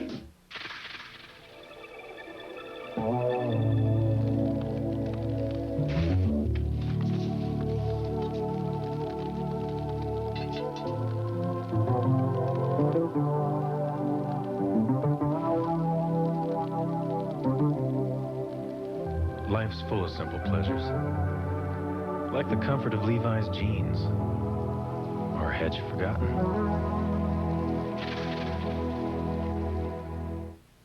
This NFL game summary is sponsored by Levi's 506 jeans. Cut a little fuller in the thigh for extra comfort. Well, Houston has done the job from a special teams standpoint, but they haven't been able to put any points on the scoreboard in the second half, and Vinny Testaverde wisely going to his hot target, Mark Carrier. You almost get the sense, JB, that Houston has come out a little bit flat in the second half. They had the game pretty much in control going in 20-3 or so at the half, or 17-3 or whatever it happens to be, and they seem to be a little bit flat coming out. That combined with Tampa Bay coming out, playing with more intensity. They've had 3 drives. They've had 10, 11, and 12 play drives, 11 play drive in this last quarter, and they come out playing better, and as a result, we've got a ball game. Certainly Houston knows what's at stake in terms of what they have to do with these 3 remaining games, but do you think they may have been lulled to sleep because they had it so easy in the first half? I think that's a very good point. I think they came out, took control of the game early, and maybe have relaxed, get a little bit tentative, and you can't do that in the NFL. Everybody gets a paycheck, and everybody can beat you on that given Sunday. And Igwe-Buike kicks this one to the 5 as Lorenzo White takes it from his own 5, but roped from behind, and it looks to be Sherman Cockcroft.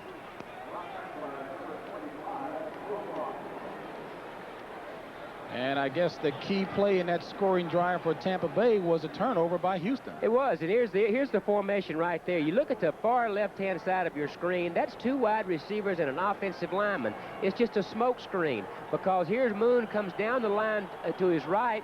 They run an option. They don't get the pitch correctly. They get the fumble from Rozier. They get the ball out 30-yard line. As a result, they go in for the touchdown, and we've got a game. Tampa Bay 152 total yards in the second half. Houston only 47. Oilers first and 10 from their own 15. 6:03 remaining in the game. Rozier. Pushing his way up to around the 18, call it the 19, a gain of 4. Important for Houston right here to turn it up a notch. They've got to get the ball out as a game of field position, get the ball out, work on the 5 minutes and 45 seconds that are left, and get the ball out. If they do stop and you kick it, then you kick the ball the other end of the field and make it put Tampa Bay in a hole with not much time to work. Jerry Glanville left Mike Rozier in the game. Rozier 12 carries for 74 yards. 2nd and 6.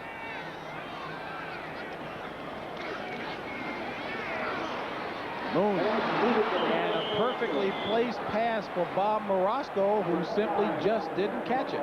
Well thrown ball, you got to come up with that. That's the type thing that gets you out of trouble. That's turning it up a notch by catching that ball, getting the first down, and getting the ball out. Now they're in a 3rd and long situation. Gives Tampa Bay the ability to bring in their pass rush people and put pressure on your quarterback. Now, oftentimes Warren Moon said in situations like this, he will, if the opportunity presents itself, go back to the receiver who dropped the ball to help build his confidence. You see right there, the time of possession is unbelievable, 17 minutes to 6, and Warren Moon has only thrown 3 passes for 8 yards in the second half. 3rd and 6. Under pressure. Throws it incomplete. The fans wanted a flag, thinking Bobby Futrell had interfered with Drew Hill. They went after Warren Moon with some type of blitz that puts the heat. You see, there's a number, there's a 30 number. You can't distinguish exactly who it is. 36, Bobby Futrell going for the ball. They also had a defensive back right in Warren Moon's face, forcing him to kick the ball. And Tampa Bay's Sean Lee comes limping off the field. Now, keep in mind, Sean Lee went in after the 2nd play of the game, replacing Kurt Jarvis, who went out with a knee injury. And Sean Lee is now being tended to over the sidelines. Greg Montgomery kicks this one away to Willie Drury, who takes it from the 29. And can only get back to the 35. A 52-yard punt, 4.8 hang time, a 6-yard return.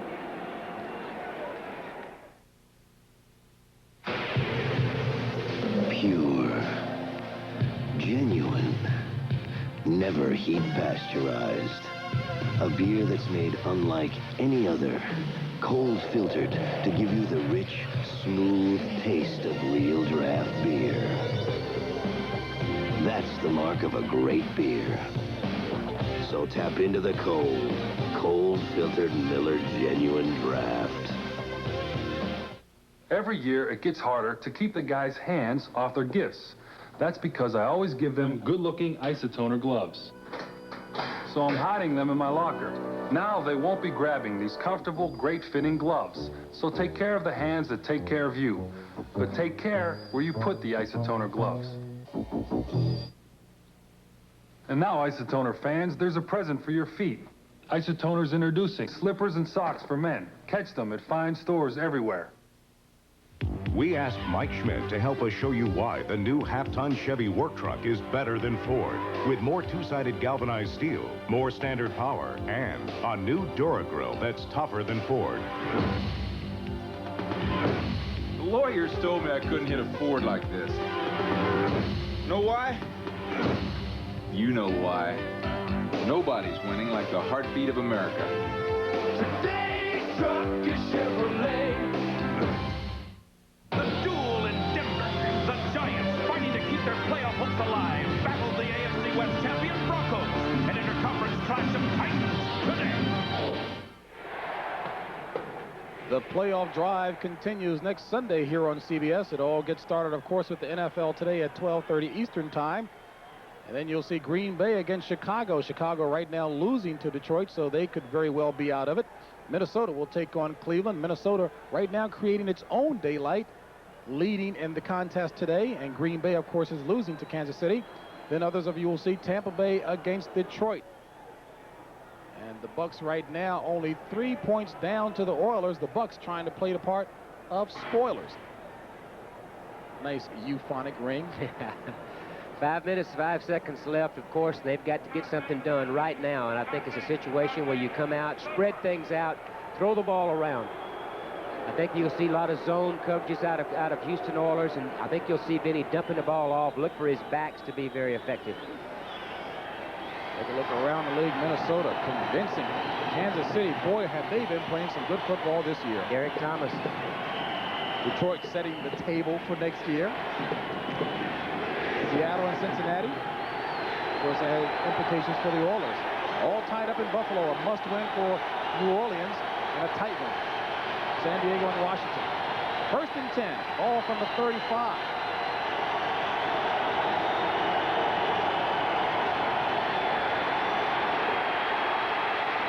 Testaverde, incomplete, intended receiver, Mark Carrier, but there's a flag back down in the backfield where Testaverde was.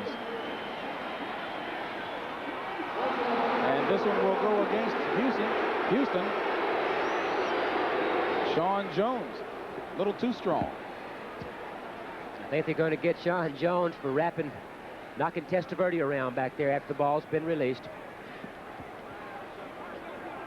They're really putting the pressure on. They know that they've got to throw the ball with not much time left. They've got their pass rush people. They bring linebackers from the outside. There's Sean Jones, number 96, coming in with the black shoes right there. Ball's gone. You see him spear Vinny Testaverde right there. Good call.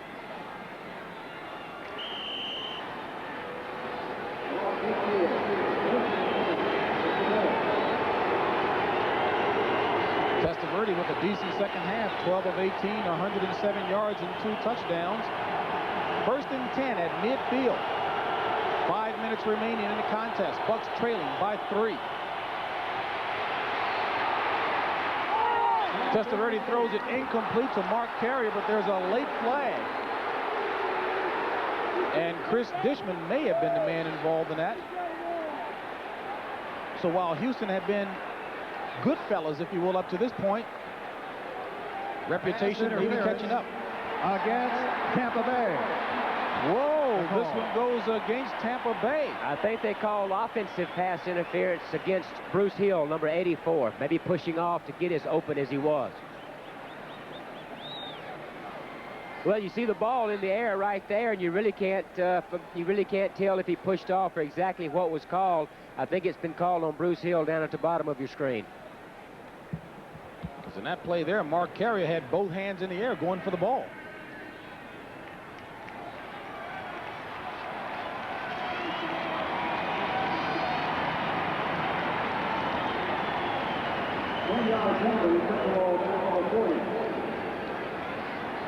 Bruce Hill, of course, the young man studying for his law degree in the offseason. Seemed to have used a bit more than words in trying to make that play happen. Take a look at Sean Lee. Done a nice job in place of Kurt Jarvis. First and 20. Tight coverage, a lot of people up there. They're going to go after him. Testaverde throws it incomplete. Intended receiver was Bruce Hill. They're just really putting an awful lot of pressure on Vinny. By the time he gets back there and sets up, he's got to release the ball to avoid the sack. Not able to get the velocity on the ball or the placement on the ball that he needs because of the pressure. 4:50 remaining in the contest. And this brings up a 2nd and 20.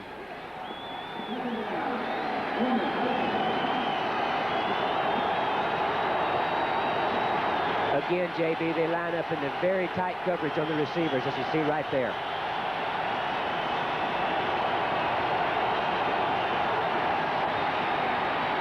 Complete to Mark Carrier. And Mark Carrier gets it up around the 48-yard line, so they pick up 8 of those yards. We'll bring up a 3rd and 12 situation. As we talked about the tight coverage, you see number 91, Johnny Meads, rushing the passer, putting a lot of pressure on.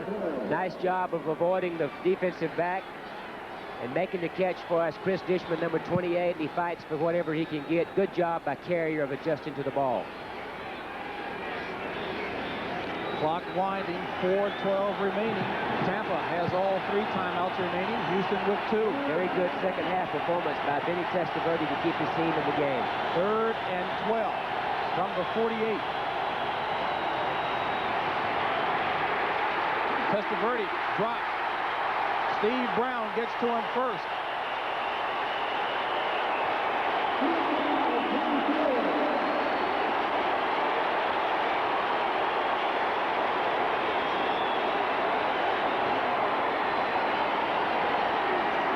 Second sack of the afternoon for Steve Brown.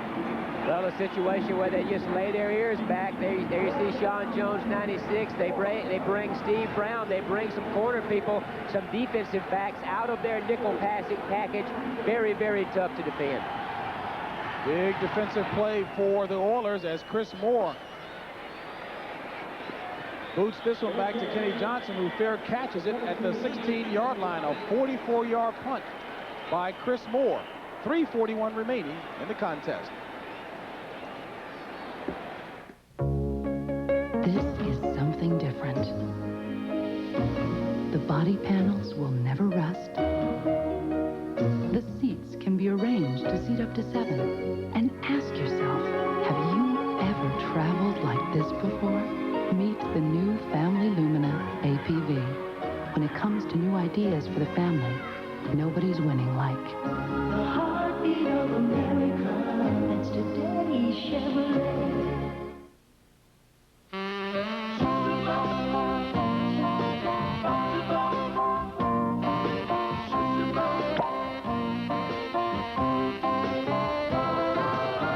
Tots, the premium champagne.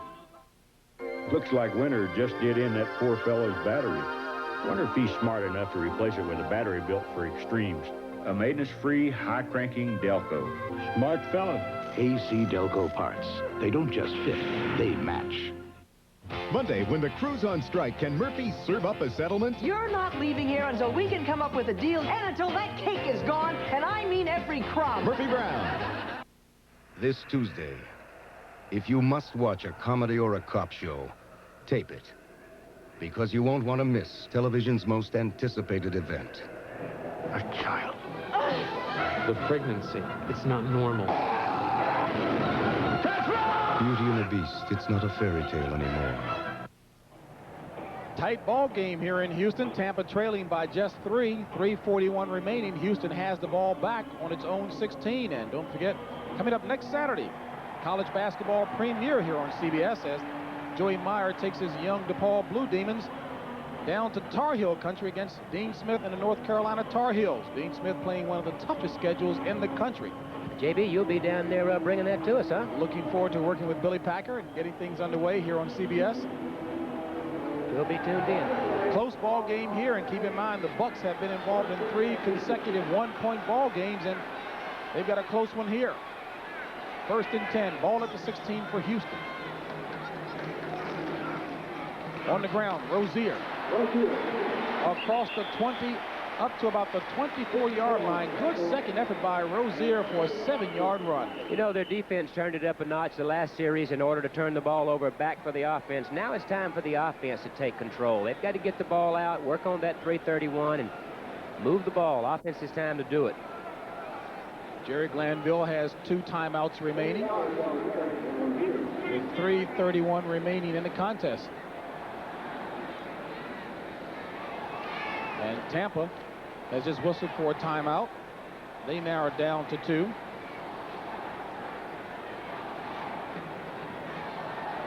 And there's a change. Atta babe. What Tampa will do is they'll call the timeout, and you see Eugene Marv, their middle linebacker signal caller on defense, just came over and talked to Coach Perkins. You see right there, just came over and talked to him. And what they'll do, Perkins will probably say, listen, here's what they usually do coming out from their own territory from these type formations. So let's get in this defense, see if we can hold them right here. And certainly, as we mentioned, coming into the game, the Oilers know what's at stake here. They have control of their own destiny, sitting atop the AFC Central by the narrowest of margins. And the Browns play later on against the Colts. Cincinnati right now is losing, and that certainly does help the Oilers' cause. 2nd and 2 from the 24. Moon Trick going back, regains his footing and overthrows the intended receiver, Ernest Gibbons. So Warren Moon, give him credit for being able to recover from that trip on the turf.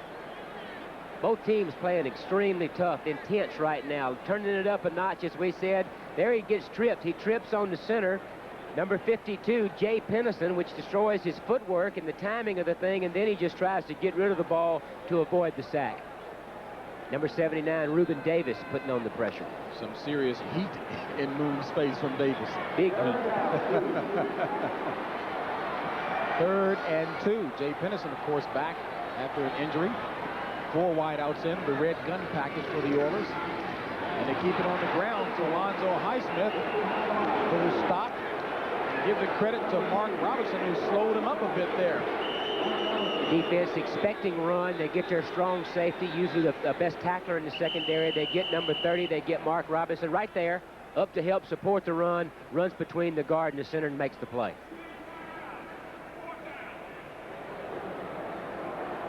And calling a timeout, the Bucks down to 1 timeout remaining with 3:15 remaining in the contest. Ray Perkins' troops trailing by 3. Well, they'll use that timeout right there because just to conserve time. You're going to need some time. You only have 3:15 left. Some more of that is going to be used up right here. They're going to use that timeout. They're going to get another timeout at the 2-minute warning. So they do it to get the extra timeout and to conserve time for their offense. And a good game coming your way from the House of Pain, the Astrodome. 3:15 remaining in the contest. Tampa trailing by 3. And don't forget, coming up next, the New York Giants and the Denver Broncos coming to you from Mile High Stadium. Right here, we've got a 20-17 ball game. Houston on top. Greg Montgomery back to punt for the Oilers. Willie Drury back for the Buccaneers. And 10 men up going after it. We'll see if they come out of it. They come out of it for the return. Low driving kick. And Drury tries to field it. Can't find the handle. Ball goes out of bounds at the 31-yard line. And it turns out being a 47-yard punt by Greg Montgomery. So the Buccaneers will take over at their own 31 with 3:07 remaining in the contest and 1 timeout remaining for the Bucs. Philadelphia has control of its own destiny there, leading Dallas 20-10. And certainly that puts pressure on the Giants. Minnesota trying to keep control of its own destiny, handily knocking off Atlanta. Green Bay slipping back, trailing badly to Kansas City.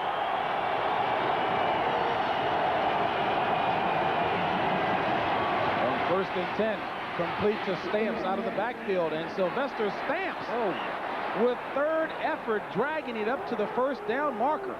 Very good effort by the little man of that backfield that they use in a lot of different ways. He's been running the ball from the backfield this week. He looks very good from there, but here's where his specialty is. As a pass receiver coming out of the backfield, it's nothing short. Get the ball in his hands quick, good, safe play, but look at the leg drive and the determination by a 190-pound guy for the first down. Left unprotected by the Atlanta Falcons and signed with the Buccaneers this spring. First and 10, ball at the 41. Testaverde in the grasp of Sean Jones. Sack number 2 for Sean Jones. 5 on the year for him. Very same sequence. Last series of downs that Tampa Bay had the ball. They lined up Sean Jones, their pass rushing expert, putting the heat on. They're bringing linebackers. Occasionally they will bring secondary people to try to confuse Vinny. Here it's just done with Sean Jones beating a very good offensive tackle in my mind, Paul Gruber. 32 tackles, make that sacks on the year for Houston. And Testaverde gets it away to Sylvester Stamps. Nowhere near the yardage needed. Bring up a third down situation. And the clock ticking. 2:26 and counting. 3rd and 19. Complete to Drury. And Drury gets up for the first down. So a big pass play from Testaverde to the former Oiler, Willie Drury. Did a nice job of Willie Drury understanding where the first down marker was. He catches the ball. Instead of trying to get him the extra yards, he just falls forward knowing that he knows where the stick is for the first down. And Snake, I spoke too quickly. It looked like Drury had stretched out enough for the first down, but they're going to say it's about a half a yard shy. And that brings us to the 2-minute warning mark. Great ball game. Tampa on a drive, trailing by 3. So I'm running late. I had to call Phoenix, so I'm using this other long-distance company. I dialed the wrong number. I got this guy in Fiji. What? Is this Phoenix? No, you reached Fiji. I dial again. Fiji again. What, are you So I kidding? called the operator for credit. She said I'd have to talk to customer billing. I said, AT&T operators gave me instant credit. She said, you are not dealing with AT&T. Well, I am now. People who thought they could do better than AT&T are coming back for the real value. Aren't you glad you never left? Who's pulling away in advanced 4x4 technology, Chevy S10 Blazer or Ford Bronco 2? Chevy pulls away in power with the biggest V6 engine in its class. Chevy pulls away with InstaTrack, America's favorite four-wheel drive system. Chevy pulls away in fun with the country's #1 sport utility vehicle. When it comes to today's 4x4s, it's Chevy S10 Blazer, clean and simple. Nobody's winning like the heartbeat of America. Today's truck is Chevrolet. On October 28th, for 2 tempting hours, Mel Kaiser was on Easy Street. I was behind an armored truck. The rear door popped open, and it was raining money. But instead of keeping it, Mel turned in over $57,000. Well, they call me Mr. Honesty. I've been called worse. To everyday heroes everywhere, we offer our best. Smooth, never bitter Miller beer. I got it. The best comes shining through. Why me?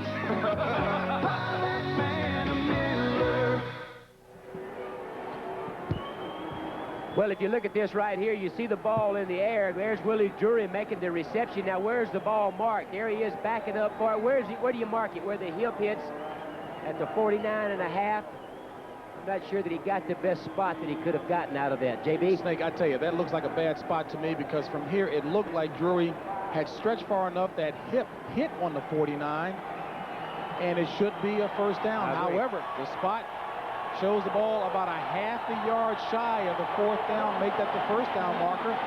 So it brings up a 4th down situation. Once a 2 of 2. And Leap himself, Lars Tate, leaps for the first down. Well, they've got to hurry things up. They're down to 1 timeout left. They've got to speed things up right here. And the clock is stopped at 1:47 as you take a look again at Lars Tate leaping for the first down. This is the very thing they've done on all of their 4th down tries that they have. They've gone over Mark Cooper, 71, Rob Taylor, 72, right guard and right tackle with number 34, Lars Tate. So Houston burns off a timeout, leaving them with 1. Now keep in mind that Donald Igwe-Buike has kicked a 53-yarder this year. He's 2 of 3 from the 50-plus range. And he did miss a 49-yarder earlier today. A 52-yarder, JB, means that the offense has to get the ball to the 35-yard line. The 10 yards through the end zone, and he set the ball 7.5 yards behind the center. They've got to get to the 35 for a 52-yarder. And Houston called a timeout so that they could change their defensive personnel. Now, here is where Donald Igwe-Buike could probably use a little bit of boosting. I mean, he hasn't been talked to or stroked at all today, needing it, of course, and he's got time over there thinking by himself. 1st and 10 from the 47. And Testaverde throws it complete to Sylvester Stamps. May have been just as well if he hadn't completed that ball. They only get a yard out of it, but what happens, they're losing precious time. 1:30 and counting. And there is no gain on the play, 2nd and 10. Testaverde going up top to Wilder, complete. Does he hold it long enough? No, interception, Houston.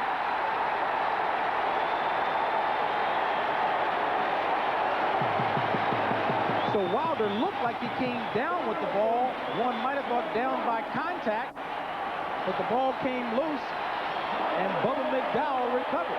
Very unfortunate. James Wilder carried this team on offense for years, and here he is making the play, the veteran performer. Nicely thrown by Vinny, right in the numbers. There, he's got reception. He's hit. Ball comes loose before he's down. Good call by the officials. Houston takes over. Another angle of it. Nice throw. Nice catch. Nice physical play by the Houston Oilers. Jeff Donaldson, number 31. Making the hit, causing the fumble. Boy, what a heartbreaker. If you're a Tampa fan, and certainly Jerry Glanville, very proud that his guys were alert on that play.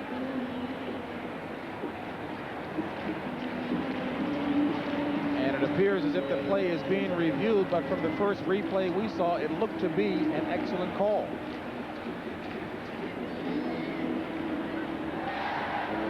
Here's the angle that we saw just a minute ago. Number 32, James Wilder. There's Donaldson, number 31, coming in to make the play. Looks like the late hit, the second hit, not a late hit, but the second hit forces the fumble. Steve Brown. And as you mentioned, James Wilder for years has really been the man upon whose back the team has been carried, and what a break. Exactly right. Carried this team an awful long time before they had the firepower that they have now. He's always been a great reformer, a team man, and you have to feel for him. A break for Houston, though. 1:18 remaining. 1st and 10. Ball at the 19 of Houston. And the Tampa Bay Buccaneers call for their last timeout.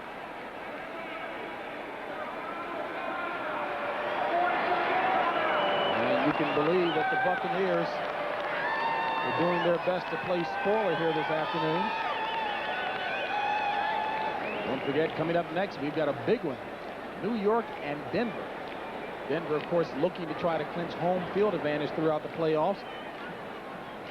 Giants looking to win everything remaining. Right now, they're tied with the Philadelphia Eagles atop the NFC East, but actually trailed by virtue of losing to the Eagles twice, and the Eagles right now leading against Dallas, Minnesota. And with that loss to Detroit, Chicago eliminated from the playoffs. First time since 1983. Boy, I hate to be in the locker room if Ditka has not found everything in his vocabulary to throw at him. And New Orleans in a must-win situation, eking out ahead. Washington real bad with San Diego. Of course, Washington needs that win. If they lose, they're out of it. How many different playoff scenarios? 600 and some odd scenarios. I'm going to let you have all of them. They say they want Cincinnati. I'm sure they're going to get them. I think Cincinnati will probably be here. I think Brent Musburg and Irv Cross can handle that a little better up in New York, and they will.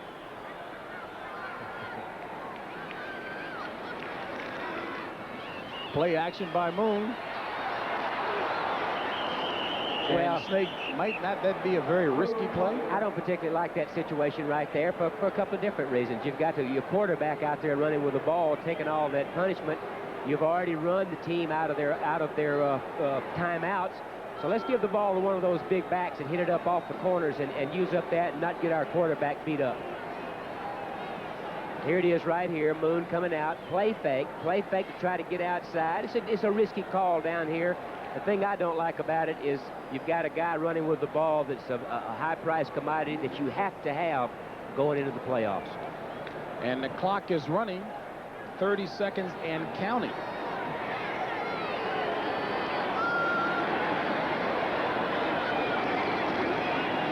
And Moon runs it again, but this time to the other side as Winston Moss drops it. Snake, what is the formation and the play call that you like so much when you're ahead?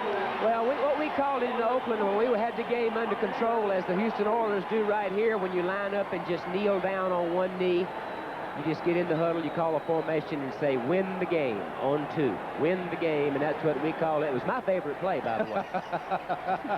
Kneel down and win the thing. So Jerry Glanville and the Houston Oilers come away with a squeaker of a victory over the Tampa Bay Buccaneers and stay atop the AFC Central. Ray Perkins comes over to talk with Jerry Glanville. And Perkins' club certainly did have a much better showing in the second half. Came out with a lot of intensity, JB, and really had the game under control, not under control, but had a chance to win the game. The unfortunate penalty.